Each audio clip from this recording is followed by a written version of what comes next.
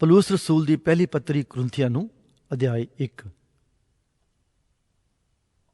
ਲਿਖਤਮ ਪੌਲੁਸ, ਜਿਹੜਾ ਪਰਮੇਸ਼ਰ ਦੀ ਇੱਛਾ ਤੋਂ ਯਿਸੂ ਮਸੀਹ ਦਾ ਰਸੂਲ ਹੋਣ ਲਈ ਸੱਦਿਆ ਗਿਆ, ਨਾਲੇ ਸਾਡਾ ਭਰਾ ਸੋਸਥਨੇਸ, ਅੱਗੇ ਯੋਗ ਪਰਮੇਸ਼ਰ ਦੀ ਕਲੀਸਿਆ ਨੂੰ ਜਿਹੜੀ ਕੁਰਿੰਥਸ ਵਿੱਚ ਹੈ, ਅਰਥਾਤ ਉਹਨਾਂ ਨੂੰ ਜਿਹੜੇ ਮਸੀਹ ਯਿਸੂ ਵਿੱਚ ਪਵਿੱਤਰ ਕੀਤੇ ਹੋਏ ਅਤੇ ਸੰਤ ਹੋਣ ਲਈ ਸੱਦੇ ਹੋਏ ਹਨ, ਉਹਨਾਂ ਸਭਨਾਂ ਸਣੇ ਜਿਹੜੇ ਹਰੇਕ ਥਾਂ ਸਾਡੇ ਪ੍ਰਭੂ ਯਿਸੂ ਮਸੀਹ ਦਾ ਨਾਮ ਲੈਂਦੇ ਹਨ, ਜੋ ਉਹਨਾਂ ਦਾ ਨਾਲੇ ਸਾਡਾ ਪ੍ਰਭੂ ਹੈ। ਸਾਡੇ ਪਿਤਾ ਪਰਮੇਸ਼ਰ ਅਤੇ ਪ੍ਰਭੂ ਯਿਸੂ ਮਸੀਹ ਦੇ ਵੱਲੋਂ ਤੁਹਾਨੂੰ ਕਿਰਪਾ ਅਤੇ ਸ਼ਾਂਤੀ ਹੁੰਦੀ ਰਹੇ। ਮੈਂ ਪਰਮੇਸ਼ਰ ਦੀ ਕਿਰਪਾ ਦੇ ਕਾਰਨ ਜਿਹੜੇ ਯਿਸੂ ਮਸੀਹ ਵਿੱਚ ਤੁਹਾਨੂੰ ਦਿੱਤੀ ਗਈ ਹੈ, ਤੁਹਾਡੇ ਲਈ ਸਦਾ ਆਪਣੇ ਪਰਮੇਸ਼ਰ ਦਾ ਧੰਨਵਾਦ ਕਰਦਾ ਹਾਂ। ਇਸ ਲਈ ਜੋ ਤੁਸੀਂ ਉਸ ਵਿੱਚ ਹਰੇਕ ਗੱਲ ਅਰਥਾਤ ਸਰਬ ਵਾਕ ਅਤੇ ਸਰਬ ਗਿਆਨ ਵਿੱਚ ਧਨੀ ਕੀਤੇ ਹੋਏ ਸੋ, ਜਿਵੇਂ ਮਸੀਹ ਦੀ ਸਾਖੀ ਤੁਹਾਡੇ ਵਿੱਚ ਕਾਇਮ ਹੋਈ। ਇੱਥੋਂ ਤੱਕ ਜੋ ਤੁਹਾਨੂੰ ਕਿਸੇ ਦਾਤ ਵਿੱਚ ਘਾਟਾ ਨਹੀਂ ਹੈ, ਜਦ ਕਿ ਤੁਸੀਂ ਸਾਡੇ ਪ੍ਰਭੂ ਯਿਸੂ ਮਸੀਹ ਦੇ ਪ੍ਰਗਟ ਹੋਣ ਦੀ ਉਡੀਕ ਕਰਦੇ ਹੋ। ਉਹ ਤੁਹਾਨੂੰ ਅੰਤ ਤੱਕ ਕਾਇਮ ਵੀ ਰੱਖੇਗਾ, ਭਈ ਤੁਸੀਂ ਸਾਡੇ ਪ੍ਰਭੂ ਯਿਸੂ ਮਸੀਹ ਦੇ ਦਿਨ ਨਿਰਦੋਸ਼ ਹੋਵੋ। ਪਰਮੇਸ਼ਰ ਵਫਾਦਾਰ ਹੈ, ਜਿਹਦੇ ਰਾਹੀਂ ਤੁਸੀਂ ਉਹਦੇ ਪੁੱਤਰ ਯਿਸੂ ਮਸੀਹ ਸਾਡੇ ਪ੍ਰਭੂ ਦੀ ਸੰਗਤ ਲਈ ਸੱਦੇ ਗਏ ਸੋ। ਹੇ ਭਰਾਵੋ, ਸਾਡੇ ਪ੍ਰਭੂ ਯਿਸੂ ਮਸੀਹ ਦੇ ਨਾਮ ਦਾ ਵਾਸਤਾ ਦੇ ਕੇ ਮੈਂ ਤੁਹਾਡੇ ਅੱਗੇ ਬੇਨਤੀ ਕਰਦਾ ਹਾਂ, ਜੋ ਤੁਸੀਂ ਸਭੋ ਇੱਕੋ ਗੱਲ ਬੋਲੋ ਅਤੇ ਤੁਹਾਡੇ ਵਿੱਚ ਫੋਟਕ ਨਾ ਪੈਣ, ਸਗੋਂ ਇੱਕੋ ਮਨ ਅਤੇ ਇੱਕੋ ਵਿਚਾਰ ਵਿੱਚ ਪੂਰੇ ਹੋ ਜਾਵੋ। ਕਿਉਂ ਜੋ ਹੇ ਮੇਰੇ ਭਰਾਵੋ, ਕਲੋਏ ਦੇ ਘਰਦਿਆਂ ਕੋਲੋਂ ਤੁਹਾਡੇ ਵਿਖੇ ਮੈਨੂੰ ਪਤਾ ਲੱਗਾ ਹੈ ਜੋ ਤੁਹਾਡੇ ਵਿੱਚ ਬਖੇੜੇ ਹੁੰਦੇ ਹਨ। ਮੇਰਾ ਕਹਿਣਾ ਇਹ ਹੈ, ਜੋ ਤੁਹਾਡੇ ਵਿੱਚੋਂ ਹਰੇਕ ਆਖਦਾ ਹੈ, ਭਈ ਮੈਂ ਪੌਲੁਸ ਦਾ ਜਾਂ ਮੈਂ ਅਪੋਲੋਸ ਦਾ ਜਾਂ ਮੈਂ ਕੈਫਸ ਦਾ ਜਾਂ ਮੈਂ ਮਸੀਹ ਦਾ ਹਾਂ। ਭਲਾ ਮਸੀਹ ਵੰਡਿਆ ਹੋਇਆ ਹੈ? ਕੀ ਪੌਲੁਸ ਤੁਹਾਡੇ ਲਈ ਸਲੀਬ ਦਿੱਤਾ ਗਿਆ ਜਾਂ ਤੁਹਾਨੂੰ ਪੌਲੁਸ ਦੇ ਨਾਂ ਉੱਤੇ ਬਪਤਿਸਮਾ ਦਿੱਤਾ ਗਿਆ ਸੀ? ਮੈਂ ਧੰਨਵਾਦ ਕਰਦਾ ਹਾਂ ਜੋ ਕ੍ਰਿਸਪੁਸ ਅਤੇ ਗਾਇਉਸ ਨੂੰ ਛੱਡ ਕੇ ਮੈਂ ਤੁਹਾਡੇ ਵਿੱਚੋਂ ਕਿਸੇ ਹੋਰ ਨੂੰ ਬਪਤਿਸਮਾ ਨਹੀਂ ਦਿੱਤਾ, ਭਈ ਕੋਈ ਇਹ ਨਾ ਆਖੇ ਜੋ ਮੇਰੇ ਨਾਂ ਉੱਤੇ ਤੁਹਾਨੂੰ ਬਪਤਿਸਮਾ ਦਿੱਤਾ ਗਿਆ ਸੀ। ਅਤੇ ਮੈਂ ਸਤਫਨਾਸ ਦੇ ਘਰਾਣੇ ਨੂੰ ਵੀ ਬਪਤਿਸਮਾ ਦਿੱਤਾ। ਹੋਰ ਮੈਂ ਨਹੀਂ ਜਾਣਦਾ ਜੋ ਮੈਂ ਹੋਰ ਕਿਸੇ ਨੂੰ ਬਪਤਿਸਮਾ ਦਿੱਤਾ ਹੋਵੇ, ਕਿਉਂ ਜੋ ਮਸੀਹ ਨੇ ਮੈਨੂੰ ਬਪਤਿਸਮਾ ਦੇਣ ਲਈ ਨਹੀਂ, ਸਗੋਂ ਖੁਸ਼ਖਬਰੀ ਸੁਣਾਉਣ ਲਈ ਘੱਲਿਆ, ਪਰ ਸ਼ਬਦਾਂ ਦੇ ਗਿਆਨ ਨਾਲ ਨਹੀਂ, ਭਈ ਕਿਤੇ ਉਹ ਨਾ ਹੋਵੇ ਜੋ ਮਸੀਹ ਦੀ ਸਲੀਬ ਅਵਿਰਥੀ ਹੋ ਜਾਏ। ਸਲੀਬ ਦੀ ਕਥਾ ਤਾਂ ਉਹਨਾਂ ਦੇ ਭਾਣੇ ਜਿਹੜੇ ਨਾਸ ਹੋ ਰਹੇ ਹਨ ਮੂਰਖਤਾਈ ਹੈ, ਪਰੰਤੂ ਸਾਡੇ ਭਾਣੇ ਜਿਹੜੇ ਬਚਾਏ ਜਾਂਦੇ ਹਾਂ ਉਹ ਪਰਮੇਸ਼ਰ ਦੀ ਸ਼ਕਤੀ ਹੈ। ਕਿਉਂ ਜੋ ਲਿਖਿਆ ਹੋਇਆ ਹੈ, ਮੈਂ ਬੁੱਧਵਾਨਾਂ ਦੀ ਬੁੱਧ ਦਾ ਨਾਸ ਕਰਾਂਗਾ ਅਤੇ ਚਤਰਿਆਂ ਦੀ ਚਤਰਾਈ ਨੂੰ ਰੱਦ ਕਰਾਂਗਾ। ਕਿੱਥੇ ਬੁੱਧਵਾਨ, ਕਿੱਥੇ ਗ੍ਰੰਥੀ, ਕਿੱਥੇ ਇਸ ਯੁੱਗ ਦਾ ਵਿਵਾਦੀ? ਕੀ ਪਰਮੇਸ਼ਰ ਨੇ ਇਸ ਸੰਸਾਰ ਦੀ ਬੁੱਧ ਨੂੰ ਮੂਰਖਤਾਈ ਨਹੀਂ ਠਹਿਰਾਇਆ? ਇਸ ਲਈ ਕਿ ਜਦੋਂ ਪਰਮੇਸ਼ਰ ਦੇ ਗਿਆਨ ਤੋਂ ਇਉਂ ਹੋਇਆ, ਭਈ ਸੰਸਾਰ ਨੇ ਆਪਣੀ ਬੁੱਧ ਦੇ ਰਾਹੀਂ ਪਰਮੇਸ਼ਰ ਨੂੰ ਨਾ ਜਾਣਿਆ, ਤਦ ਪਰਮੇਸ਼ਰ ਨੂੰ ਇਹ ਪਾਇਆ ਜੋ ਪ੍ਰਚਾਰ ਦੀ ਮੂਰਖਤਾਈ ਨਾਲ ਨੀਚਾਵਾਨਾਂ ਨੂੰ ਬਚਾਵੇ। ਯਹੂਦੀ ਤਾਂ ਨਿਸ਼ਾਨੀਆਂ ਮੰਗਦੇ ਅਤੇ ਯੂਨਾਨੀ ਬੁੱਧ ਪਾਲਦੇ ਹਨ, ਪਰ ਅਸੀਂ ਸਲੀਬ ਦਿੱਤੇ ਹੋਏ ਮਸੀਹ ਦਾ ਪ੍ਰਚਾਰ ਕਰਦੇ ਹਾਂ। ਉਹ ਯਹੂਦੀਆਂ ਦੇ ਲੇਖੇ ਠੋਕਰ ਦਾ ਕਾਰਨ ਅਤੇ ਪਰਾਈਆਂ ਕੌਮਾਂ ਦੇ ਲੇਖੇ ਮੂਰਖਤਾਈ ਹੈ, ਪਰ ਉਹਨਾਂ ਦੇ ਲੇਖੇ ਜਿਹੜੇ ਸੱਦੇ ਹੋਏ ਹਨ, ਭਾਵੇਂ ਯਹੂਦੀ ਭਾਵੇਂ ਯੂਨਾਨੀ, ਮਸੀਹ ਪਰਮੇਸ਼ਰ ਦੀ ਸ਼ਕਤੀ ਅਤੇ ਪਰਮੇਸ਼ਰ ਦਾ ਗਿਆਨ ਹੈ। ਕਿਉਂ ਜੋ ਪਰਮੇਸ਼ਰ ਦੀ ਮੂਰਖਤਾਈ ਮੂਰਖਾਂ ਦੇ ਗਿਆਨ ਨਾਲੋਂ ਗਿਆਨਵਾਨ ਹੈ ਅਤੇ ਪਰਮੇਸ਼ਰ ਦੀ ਨਿਰਬਲਤਾਈ ਮੂਰਖਾਂ ਦੇ ਬਲ ਨਾਲੋਂ ਬਲਵੰਤ ਹੈ। ਹੇ ਭਰਾਵੋ, ਆਪਣੇ ਸੱਦੇ ਉੱਤੇ ਧਿਆਨ ਕਰੋ, ਭਈ ਸਰੀਰ ਦੇ ਅਨੁਸਾਰ ਨਾ ਤਾਂ ਬਾਹਲੇ ਬੁੱਧਵਾਨ, ਨਾ ਬਾਹਲੇ ਬਲਵਾਨ, ਨਾ ਬਾਹਲੇ ਕੁਲੀਨ ਸੱਦੇ ਹੋਏ ਹਨ, ਸਗੋਂ ਸੰਸਾਰ ਦੇ ਮੂਰਖਾਂ ਨੂੰ ਪਰਮੇਸ਼ਰ ਨੇ ਚੁਣ ਲਿਆ, ਭਈ ਬੁੱਧਵਾਨਾਂ ਨੂੰ ਲੱਜਾਵਾਨ ਕਰੇ, ਅਤੇ ਸੰਸਾਰ ਦੇ ਨਿਰਬਲਾਂ ਨੂੰ ਪਰਮੇਸ਼ਰ ਨੇ ਚੁਣ ਲਿਆ, ਭਈ ਬਲਵੰਤਾਂ ਨੂੰ ਲੱਜਾਵਾਨ ਕਰੇ, ਅਤੇ ਸੰਸਾਰ ਦੇ ਅਧਨਾ ਅਤੇ ਮਲਿੰਦਰਾਂ ਨੂੰ, ਨਾਲੇ ਉਹਨਾਂ ਨੂੰ ਜਿਹੜੇ ਹੈ ਹੀ ਨਹੀਂ, ਪਰਮੇਸ਼ਰ ਨੇ ਚੁਣ ਲਿਆ, ਭਈ ਉਹਨਾਂ ਨੂੰ ਜਿਹੜੇ ਹਨ ਅਕਾਰਥ ਕਰੇ, ਤਾਂ ਕਿ ਕੋਈ ਬਸ਼ਰ ਪਰਮੇਸ਼ਰ ਦੇ ਅੱਗੇ ਘਮੰਡ ਨਾ ਕਰੇ। ਪਰ ਉਸ ਤੋਂ ਤੁਸੀਂ ਮਸੀਹ ਯਿਸੂ ਵਿੱਚ, ਜੋ ਜਿਹੜਾ ਪਰਮੇਸ਼ਰ ਦੀ ਵੱਲੋਂ ਸਾਡੇ ਲਈ ਗਿਆਨ ਅਤੇ ਧਰਮ ਅਤੇ ਪਵਿੱਤਰਤਾਈ ਅਤੇ ਨਿਸਤਾਰਾ ਬਣਾਇਆ ਗਿਆ ਸੀ, ਭਈ ਜਿਵੇਂ ਲਿਖਿਆ ਹੋਇਆ ਹੈ, ਜੋ ਕੋਈ ਅਪਮਾਨ ਕਰੇ ਸੋ ਪ੍ਰਭੂ ਵਿੱਚ ਅਪਮਾਨ ਕਰੇ। ਪੌਲੁਸ ਰਸੂਲ ਦੀ ਪਹਿਲੀ ਪੱਤਰੀ ਕੁਰਿੰਥੀਆਂ ਨੂੰ ਅਧਿਆਇ 2। ਹੇ ਭਰਾਵੋ, ਜਾਂ ਮੈਂ ਤੁਹਾਨੂੰ ਪਰਮੇਸ਼ਰ ਦੀ ਸਾਖੀ ਦੀ ਖਬਰ ਦਿੰਦਾ ਹੋਇਆ ਤੁਹਾਡੇ ਕੋਲ ਆਇਆ ਤਾਂ ਬਚਨ ਜਾਂ ਗਿਆਨ ਦੀ ਉੱਤਮਤਾਈ ਨਾਲ ਨਹੀਂ ਆਇਆ, ਕਿਉਂ ਜੋ ਮੈਂ ਠਾਣ ਲਿਆ, ਭਈ ਯਿਸੂ ਮਸੀਹ ਸਗੋਂ ਸਲੀਬ ਦਿੱਤੇ ਹੋਏ ਮਸੀਹ ਤੋਂ ਬਿਨਾਂ ਤੁਹਾਡੇ ਵਿੱਚ ਕਿਸੇ ਹੋਰ ਗੱਲ ਨੂੰ ਨਾ ਜਾਣਾ। ਅਤੇ ਮੈਂ ਦੁਰਬਲਤਾਈ ਅਤੇ ਭੈ ਅਤੇ ਵੱਡੇ ਕਾਂਬੇ ਨਾਲ ਤੁਹਾਡੇ ਕੋਲ ਰਹਿੰਦਾ ਸਾਂ। ਮੇਰਾ ਬਚਨ ਅਤੇ ਮੇਰਾ ਪ੍ਰਚਾਰ ਗਿਆਨ ਦੀਆਂ ਮਨਾਉਣ ਵਾਲੀਆਂ ਗੱਲਾਂ ਦੇ ਨਾਲ ਨਹੀਂ, ਸਗੋਂ ਆਤਮਾ ਅਤੇ ਸਮਰਥਾ ਦੇ ਪ੍ਰਮਾਣ ਨਾਲ ਸੀ, ਤਾਂ ਜੋ ਤੁਹਾਡੀ ਨਿਹਚਾ ਮਨੁੱਖਾਂ ਦੇ ਬੁੱਧ ਉੱਤੇ ਨਹੀਂ, ਸਗੋਂ ਪਰਮੇਸ਼ਰ ਦੀ ਸਮਰਥਾ ਉੱਤੇ ਠਹਿਰੇ। ਤਾਂ ਵੀ ਅਸੀਂ ਸਿਆਣਿਆਂ ਦੇ ਅੱਗੇ ਗਿਆਨ ਸੁਣਾਉਂਦੇ ਹਾਂ, ਪਰ ਉਹ ਗਿਆਨ ਨਹੀਂ ਜੋ ਇਸ ਯੁੱਗ ਦਾ ਹੋਵੇ, ਅਤੇ ਨਾ ਇਸ ਯੁੱਗ ਦੇ ਹਾਕਮਾਂ ਦਾ ਜਿਹੜੇ ਨਾਸ ਹੋ ਰਹੇ ਹਨ। ਸਗੋਂ ਪਰਮੇਸ਼ਰ ਦਾ ਗੁਪਤ ਗਿਆਨ ਭੇਤ ਨਾਲ ਸੁਣਾਉਂਦੇ ਹਾਂ, ਜਿਹਨੂੰ ਪਰਮੇਸ਼ਰ ਨੇ ਯੁੱਗਾਂ ਤੋਂ ਪਹਿਲਾਂ ਸਾਡੇ ਪ੍ਰਤਾਪ ਲਈ ਠਹਿਰਾਇਆ। ਇਹਨੂੰ ਇਸ ਯੁੱਗ ਦੇ ਹਾਕਮਾਂ ਵਿੱਚੋਂ ਕਿਸੇ ਨੇ ਨਾ ਜਾਣਿਆ, ਕਿਉਂਕਿ ਜੇਕਰ ਉਹ ਜਾਣਦੇ ਤਾਂ ਤੇਜਵਾਨ ਪ੍ਰਭੂ ਨੂੰ ਸਲੀਬ ਉੱਤੇ ਨਾ ਚਾੜਦੇ।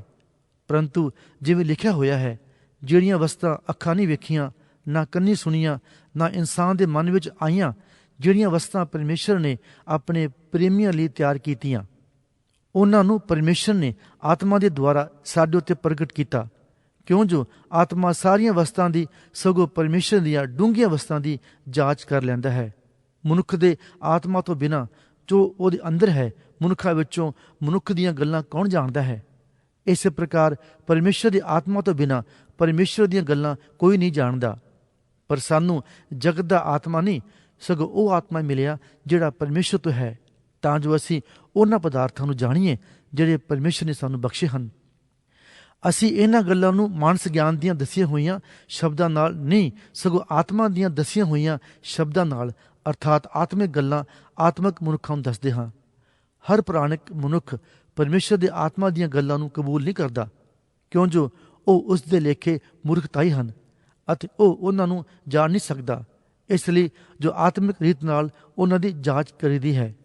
ਪਰ ਜਿਹੜਾ ਆਤਮਿਕ ਹੈ ਉਹ ਤਾਂ ਸਭਨਾਂ ਗੱਲਾਂ ਦੀ ਜਾਂਚ ਕਰਦਾ ਹੈ, ਪਰ ਆਪ ਕਿਸੇ ਤੋਂ ਜਾਂਚਿਆ ਨਹੀਂ ਜਾਂਦਾ।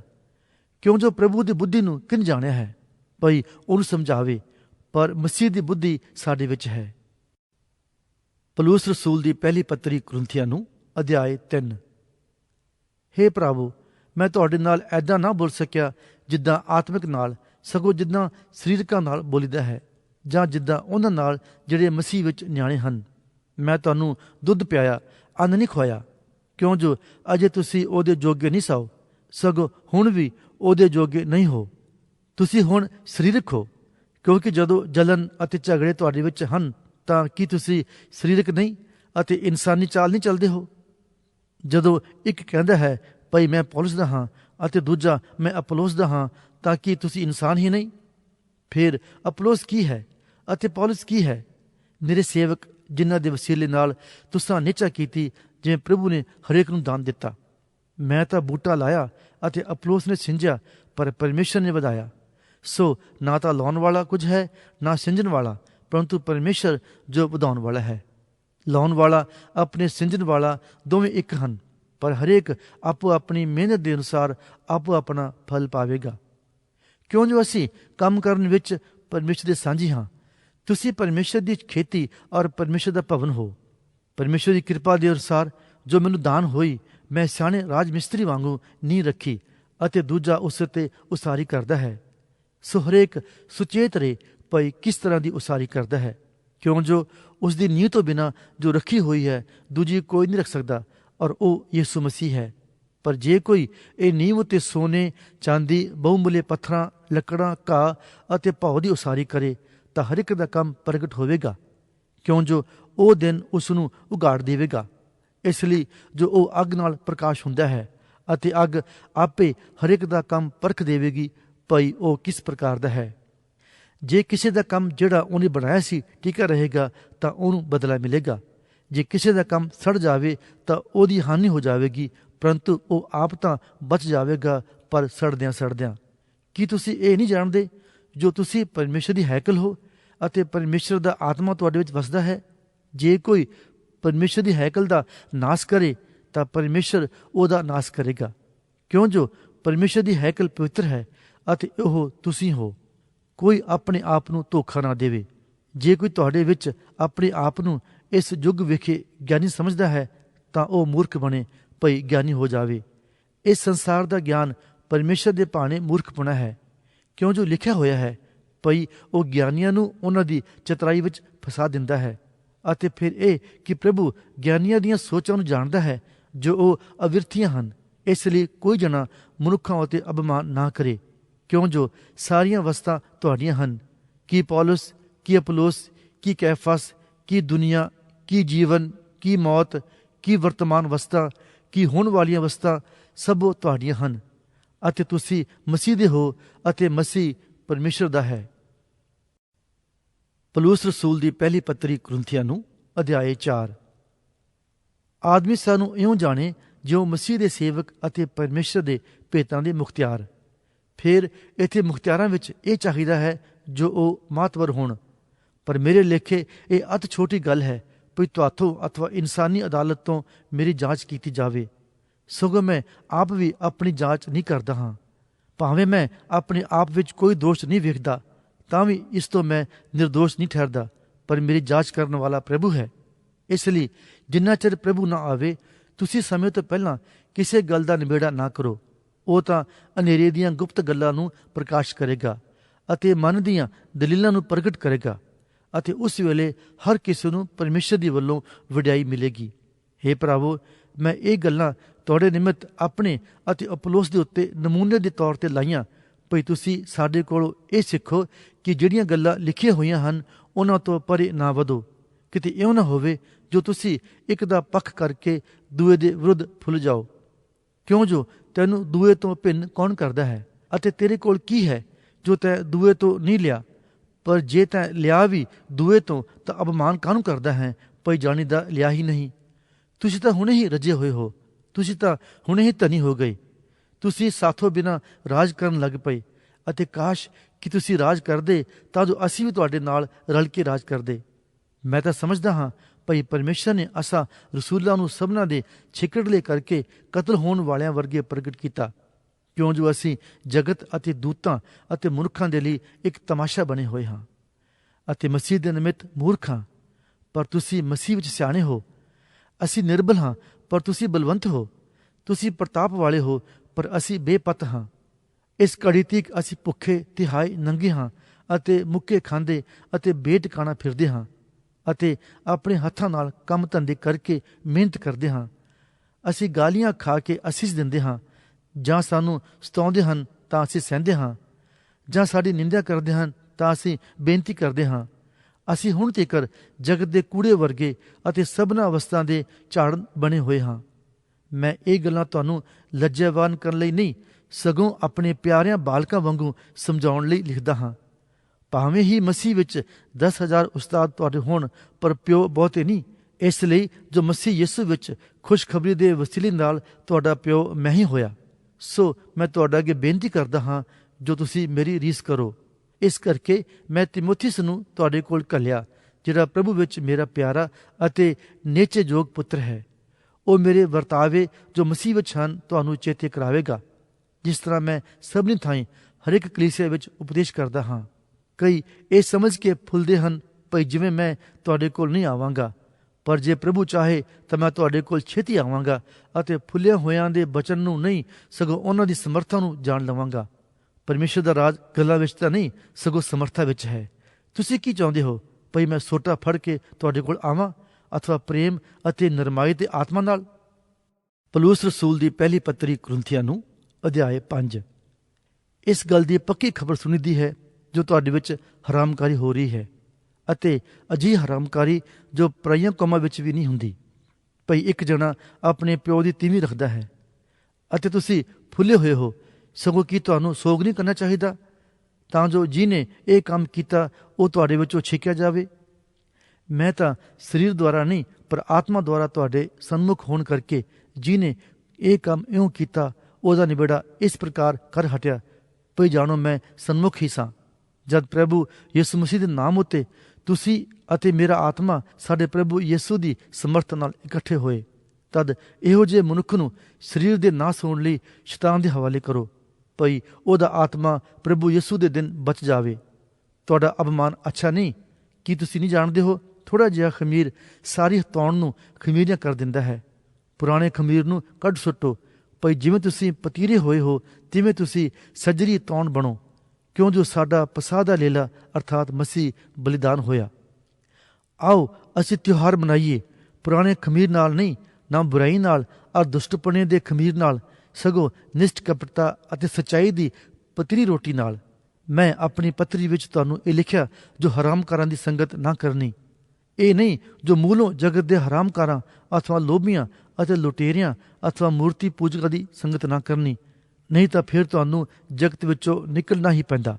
ਪਰ ਹੁਣ ਤਾਂ ਤੁਹਾਨੂੰ ਇਹ ਲਿਖਿਆ ਹੈ ਕਿ ਜੇ ਕੋਈ ਭਰਾ ਸਦਾ ਕੇ ਹਰਾਮਕਾਰ ਜਾਂ ਲੋਭੀ ਜਾਂ ਮੂਰਤੀ ਪੂਜਕ ਜਾਂ ਗਾਲਾਂ ਕੱਢਣ ਵਾਲਾ, ਸ਼ਰਾਬੀ ਅਥਵਾ ਲੁਟੇਰਾ ਹੋਵੇ ਤਾਂ ਉਹਦੀ ਸੰਗਤ ਨਾ ਕਰਨੀ, ਸਗੋਂ ਇਹੋ ਜਿਹੇ ਨਾਲ ਰੋਟੀ ਵੀ ਨਾ ਖਾਣੀ।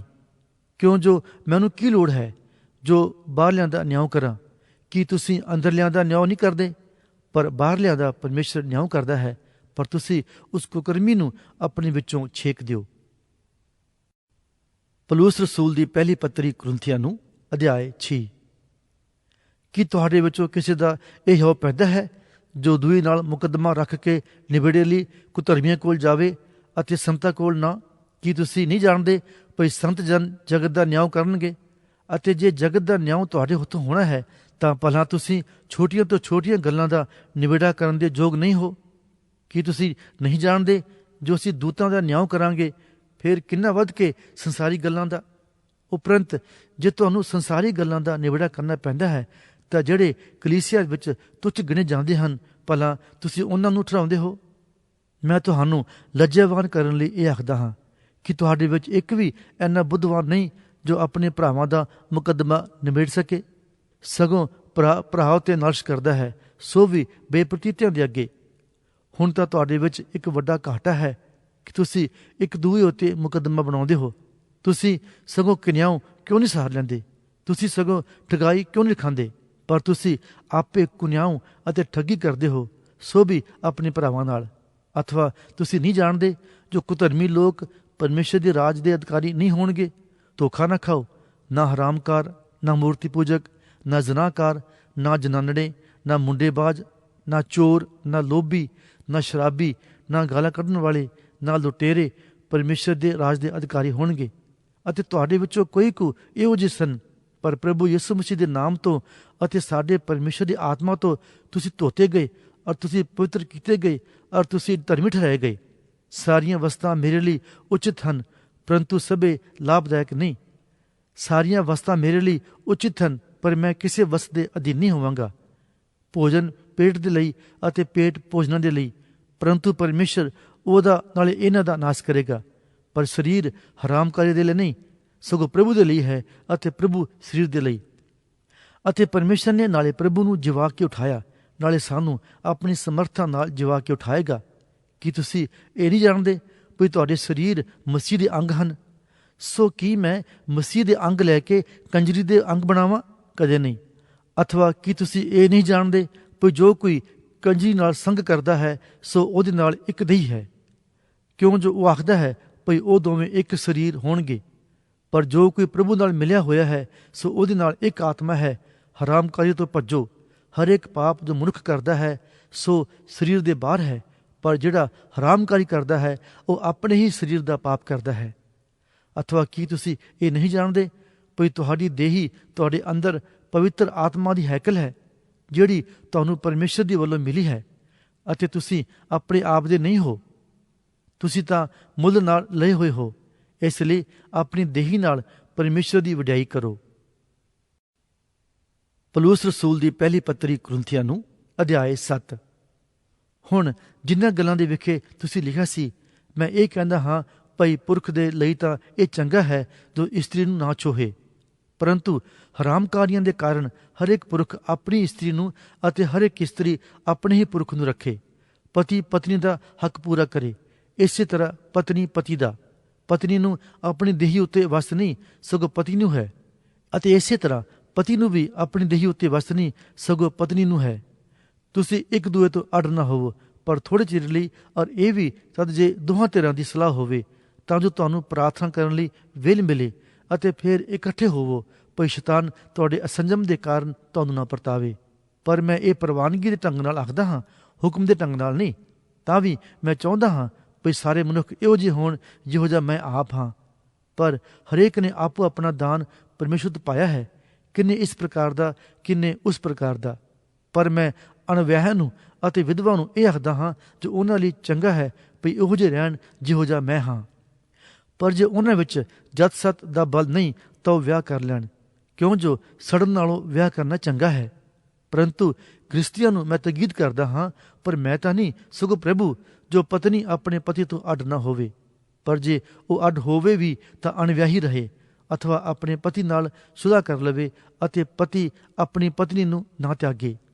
ਪਰ ਰਹਿੰਦਿਆਂ ਨੂੰ ਪ੍ਰਭੂ ਤਾਂ ਨਹੀਂ ਮੈਂ ਕਹਿੰਦਾ ਹਾਂ, ਭਈ ਜੇ ਕਿਸੇ ਭਰਾ ਦੀ ਬੇਪ੍ਰਤੀਤ ਪਤਨੀ ਹੋਵੇ ਅਤੇ ਉਹ ਉਸ ਦੇ ਨਾਲ ਵਸਣ ਨੂੰ ਪ੍ਰਸੰਨ ਹੋਵੇ ਤਾਂ ਪੁਰਖ ਉਸ ਨੂੰ ਨਾ ਤਿਆਗੇ। ਅਤੇ ਜਿਹੜੀ ਪਤਨੀ ਦਾ ਬੇਪ੍ਰਤੀਤ ਪਤੀ ਹੋਵੇ ਅਤੇ ਉਹ ਉਸ ਦੇ ਨਾਲ ਰਹਿਣ ਨੂੰ ਪ੍ਰਸੰਨ ਹੋਵੇ ਤਾਂ ਉਹ ਆਪਣੇ ਪਤੀ ਨੂੰ ਨਾ ਤਿਆਗੇ, ਕਿਉਂ ਜੋ ਬੇਪ੍ਰਤੀਤ ਪਤੀ ਆਪਣੀ ਪਤਨੀ ਦੇ ਕਾਰਨ ਪਵਿੱਤਰ ਹੋਇਆ ਅਤੇ ਬੇਪ੍ਰਤੀਤ ਪਤਨੀ ਉਸ ਭਰਾ ਦੇ ਕਾਰਨ ਪਵਿੱਤਰ ਹੋਈ ਹੈ। ਨਹੀਂ ਤਾਂ ਤੁਹਾਡੇ ਬਾਲ ਬੱਚੇ ਅਸ਼ੁੱਧ ਹੁੰਦੇ, ਪਰ ਹੁਣ ਤਾਂ ਪਵਿੱਤਰ ਹਨ। ਪਰ ਜੇ ਉਹ ਬੇਪ੍ਰਤੀਤ ਅੱਡ ਹੋਵੇ ਤਾਂ ਅੱਡ ਹੋਣ ਦੇ। ਅਜੇ ਹਾਲ ਵਿੱਚ ਕੋਈ ਭਰਾ ਜਾਂ ਭੈਣ ਬੰਧਨ ਵਿੱਚ ਨਹੀਂ, ਪਰ ਪਰਮੇਸ਼ਰ ਨੇ ਸਾਨੂੰ ਸੁਲਾਹ ਦੇ ਲਈ ਸੱਦਿਆ ਹੈ। ਹੇ ਪਤਨੀਏ, ਤੂੰ ਕਿੱਕਰ ਜਾਣਦੀ ਹੈ ਜੋ ਤੂੰ ਆਪਣੇ ਪਤੀ ਨੂੰ ਬਚਾ ਲਵੇਂਗੀ? ਅਥਵਾ ਹੇ ਪਤੀ, ਤੂੰ ਕਿੱਕਰ ਜਾਣਦਾ ਹੈ ਜੋ ਤੂੰ ਆਪਣੀ ਪਤਨੀ ਨੂੰ ਬਚਾ ਲਵੇਂਗਾ? ਪਰ ਜਿਸ ਪ੍ਰਕਾਰ ਪ੍ਰਭੂ ਨੇ ਹਰੇਕ ਨੂੰ ਵੰਡਿਆ ਹੋਇਆ ਹੈ ਅਤੇ ਜਿਸ ਪ੍ਰਕਾਰ ਪਰਮੇਸ਼ਰ ਨੇ ਹਰੇਕ ਨੂੰ ਸੱਦਿਆ ਹੈ, ਉਹ ਉਸੇ ਪ੍ਰਕਾਰ ਨਾਲ ਚੱਲੇ।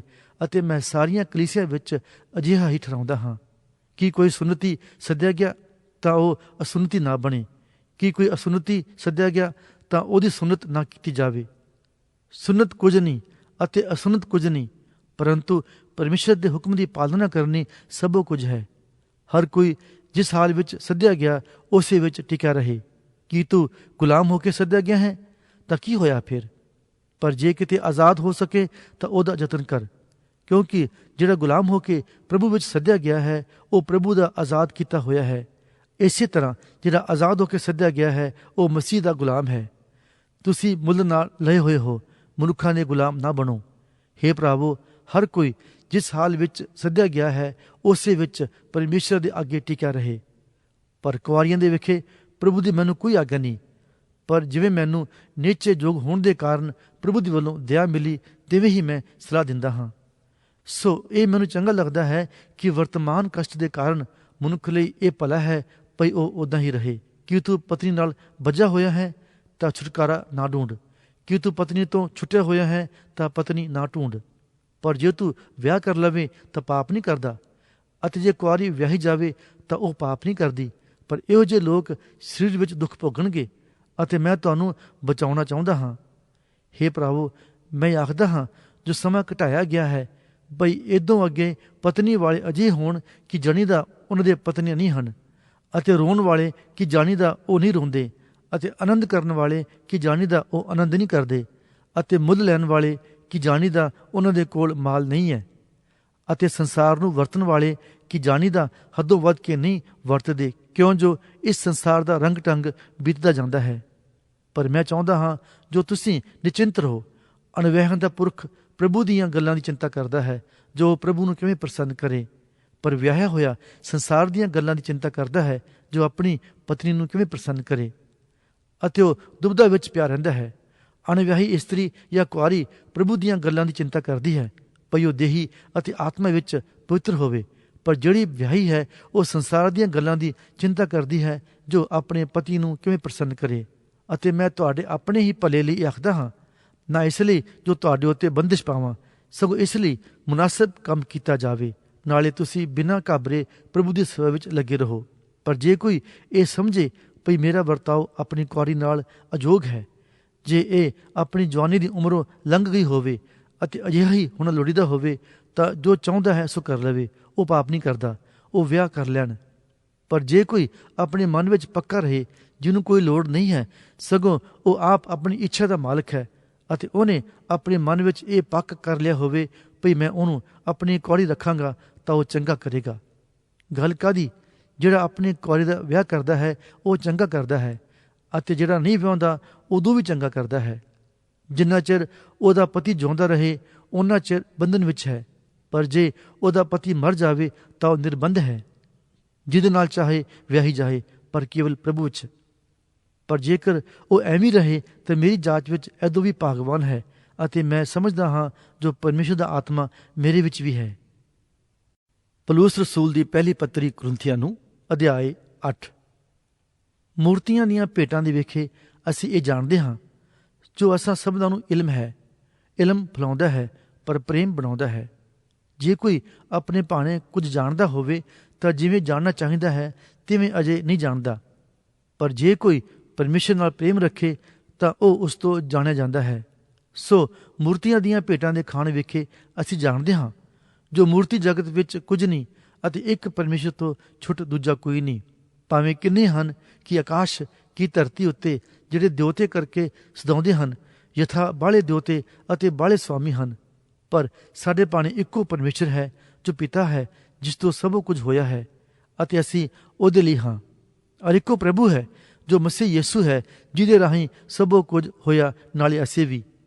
ਪਰ ਸਭਨਾਂ ਨੂੰ ਇਹ ਇਲਮ ਨਹੀਂ, ਸਗੋਂ ਕਈ ਕੁ ਜਿਹੜੇ ਹੁਣ ਤੱਕ ਮੂਰਤੀ ਨਾਲ ਗਿੱਝੇ ਹੋਏ ਹਨ ਉਹਨਾਂ ਨੂੰ ਮੂਰਤੀ ਦੀ ਭੇਟ ਦਾ ਮਾਸ ਕਰਕੇ ਖਾ ਲੈਂਦੇ ਹਨ ਅਤੇ ਉਹਨਾਂ ਦਾ ਅੰਤਕਰਨ ਨਿਤਾਣਾ ਹੋ ਕੇ ਮਲੀਨ ਹੋ ਜਾਂਦਾ ਹੈ।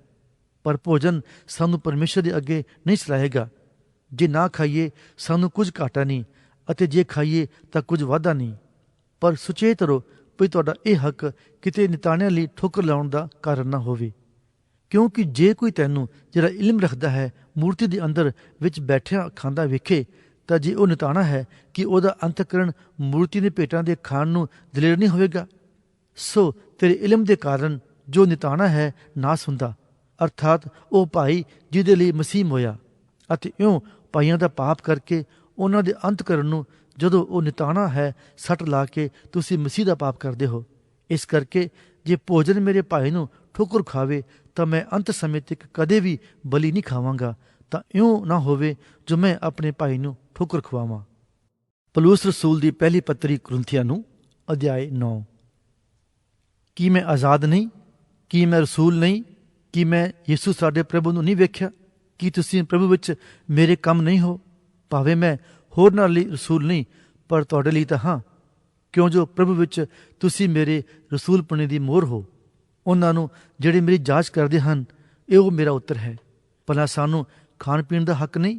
ਭਲਾ ਸਾਨੂੰ ਵੀ ਹੱਕ ਨਹੀਂ ਜੋ ਕਿਸੇ ਗੈਰ ਭੈਣ ਨੂੰ ਆਪਣੀ ਵਿਆਹਤਾ ਕਰਕੇ ਨਾਲ ਲਈ ਫਿਰੀਏ, ਜਿਵੇਂ ਹੋਰ ਰਸੂਲ ਅਤੇ ਪ੍ਰਭੂ ਦੇ ਭਰਾ ਅਤੇ ਕੇਫਾਸ ਕਰਦੇ ਹਨ?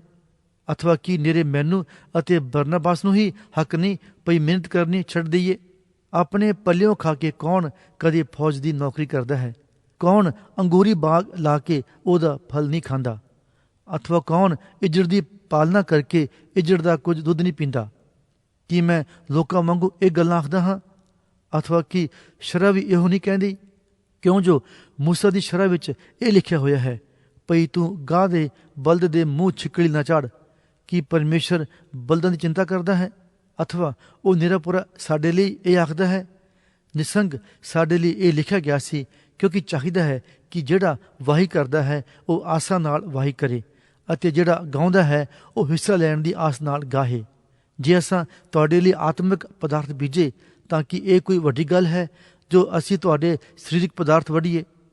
ਜੇ ਹੋਰਨਾਂ ਲੋਕਾਂ ਨੂੰ ਤੁਹਾਡੇ ਉੱਤੇ ਇਹ ਹੱਕ ਹੈ ਤਾਂ ਕਿ ਸਾਨੂੰ ਇਸ ਤੋਂ ਵਧੇਕ ਨਹੀਂ?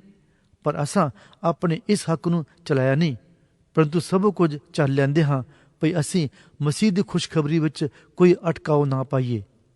ਕੀ ਤੁਸੀਂ ਇਹ ਨਹੀਂ ਜਾਣਦੇ ਭਈ ਜਿਹੜੇ ਧਰਮ ਦੀ ਸੇਵਾ ਕਰਦੇ ਹਨ ਉਹ ਹੈਕਲ ਦੀਆਂ ਪਦਾਰਥਾਂ ਵਿੱਚੋਂ ਹੀ ਖਾਂਦੇ ਹਨ, ਅਤੇ ਜਿਹੜੇ ਜਗਵੇਦੀ ਦੀ ਸੇਵਾ ਕਰਦੇ ਹਨ ਉਹ ਜਗਵੇਦੀ ਤੋਂ ਹੀ ਛਾਂਦਾ ਲੈਂਦੇ ਹਨ? ਇਸੇ ਪ੍ਰਕਾਰ ਪ੍ਰਭੂ ਨੇ ਖੁਸ਼ਖਬਰੀ ਦੇ ਪ੍ਰਚਾਰਕਾਂ ਲਈ ਵੀ ਇਹ ਥਾਪਿਆ ਹੈ ਭਈ ਉਹ ਖੁਸ਼ਖਬਰੀ ਤੋਂ ਹੀ ਗੁਜ਼ਾਰਾ ਕਰਨ। ਪਰ ਮੈਂ ਇਹਨਾਂ ਰੀਤਾਂ ਵਿੱਚੋਂ ਕਿਸੇ ਨੂੰ ਵਰਤਿਆ ਨਹੀਂ, ਅਤੇ ਮੈਂ ਇਹ ਗੱਲਾਂ ਇਸ ਕਰਕੇ ਨਹੀਂ ਲਿਖੀਆਂ ਜੋ ਮੇਰੇ ਲਈ ਇਉਂ ਹੋਵੇ, ਕਿਉਂ ਜੋ ਮੇਰੇ ਲਈ ਇਸ ਨਾਲੋਂ ਮਰਨਾ ਹੀ ਚੰਗਾ ਹੈ, ਜੋ ਮੇਰੇ ਇਸ ਅਭਿਮਾਨ ਨੂੰ ਕੋਈ ਅਵਿਰਥਾ ਕਰੇ। ਭਾਵੇਂ ਮੈਂ ਖੁਸ਼ਖਬਰੀ ਸੁਣਾਵਾਂ ਤਾਂ ਵੀ ਮੇਰਾ ਕੋਈ ਅਭਿਮਾਨ ਨਹੀਂ, ਇਸ ਕਰਕੇ ਜੋ ਇਹ ਤਾਂ ਮੇਰੇ ਲਈ ਅਵਸ ਹੈ, ਹਮਸੋਸ ਹੈ ਮੇਰੇ ਉੱਤੇ ਜੇ ਮੈਂ ਖੁਸ਼ਖਬਰੀ ਨਾ ਸੁਣਾਵਾਂ। ਇਸ ਲਈ ਕਿ ਜੇ ਮੈਂ ਇਹ ਕੰਮ ਆਪਣੀ ਭਾਵਨੀ ਨਾਲ ਕਰਦਾ ਹਾਂ ਤਾਂ ਮੇਰੇ ਲਈ ਫਲ ਹੈ, ਪਰ ਜੇ ਆਪਣੀ ਭਾਵਨੀ ਤੋਂ ਬਿਨਾਂ ਤਾਂ ਮੁਖਤਿਆਰੀ ਮੈਨੂੰ ਸੌਂਪੀ ਗਈ ਹੈ ਤਾਂ ਮੇਰੇ ਲਈ ਕੀ ਫਲ ਹੈ? ਇਹ ਕਿ ਜਾਂ ਮੈਂ ਖੁਸ਼ਖਬਰੀ ਸੁਣਾਵਾਂ ਤਾਂ ਖੁਸ਼ਖਬਰੀ ਨੂੰ ਮੁਫਤ ਰੱਖਾਂ, ਪਰ ਖੁਸ਼ਖਬਰੀ ਵਿੱਚ ਜੋ ਮੇਰਾ ਹੱਕ ਹੈ ਮੈਂ ਉਹਨੂੰ ਪੂਰਾ ਨਾ ਕਰਾਂ। ਭਾਵੇਂ ਮੈਂ ਸਭਨਾਂ ਤੋਂ ਆਜ਼ਾਦ ਸਾਂ ਤਾਂ ਵੀ ਆਪਣੇ ਆਪ ਨੂੰ ਸਭਨਾਂ ਦਾ ਦਾਸ ਕੀਤਾ ਭਈ ਮੈਂ ਬਾਲਿਆਂ ਨੂੰ ਖਿੱਚ ਲਿਆਵਾਂ। ਅਤੇ ਯਹੂਦੀਆਂ ਲਈ ਮੈਂ ਯਹੂਦੀ ਬਣਿਆ ਭਈ ਯਹੂਦੀਆਂ ਨੂੰ ਖਿੱਚ ਲਿਆਵਾਂ, ਅਤੇ ਭਾਵੇਂ ਆਪ ਸ਼ਰ੍ਹਾ ਅਧੀਨ ਨਹੀਂ ਤਾਂ ਵੀ ਸ਼ਰ੍ਹਾ ਅਧੀਨਾਂ ਲਈ ਮੈਂ ਸ਼ਰ੍ਹਾ ਅਧੀਨ ਜਿਹਾ ਬਣਿਆ ਭਈ ਮੈਂ ਸ਼ਰ੍ਹਾ ਅਧੀਨਾਂ ਨੂੰ ਖਿੱਚ ਲਿਆਵਾਂ। ਮੈਂ ਜੋ ਪਰਮੇਸ਼ਰ ਦੇ ਭਾਣੇ ਸ਼ਰ੍ਹਾਹੀਣ ਨਹੀਂ ਹਾਂ, ਸਗੋਂ ਮਸੀਹ ਦੇ ਭਾਣੇ ਸ਼ਰ੍ਹਾ ਅਧੀਨ ਹਾਂ। ਸ਼ਰ੍ਹਾਹੀਣਾਂ ਲਈ ਮੈਂ ਸ਼ਰ੍ਹਾਹੀਣ ਜਿਹਾ ਬਣਿਆ ਭਈ ਮੈਂ ਸ਼ਰ੍ਹਾਹੀਣਾਂ ਨੂੰ ਖਿੱਚ ਲਿਆਵਾਂ। ਮੈਂ ਨਿਤਾਣਿਆਂ ਲਈ ਨਿਤਾਣਾ ਬਣਿਆ ਭਈ ਨਿਤਾਣਿਆਂ ਨੂੰ ਖਿੱਚ ਲਿਆਵਾਂ। ਮੈਂ ਸਭਨਾਂ ਲਈ ਸਭ ਕੁਝ ਬਣਿਆ ਹਾਂ, ਤਾਂ ਜੋ ਮੈਂ ਹਰ ਤਰ੍ਹਾਂ ਨਾਲ ਕਈਆਂ ਨੂੰ ਬਚਾਵਾਂ।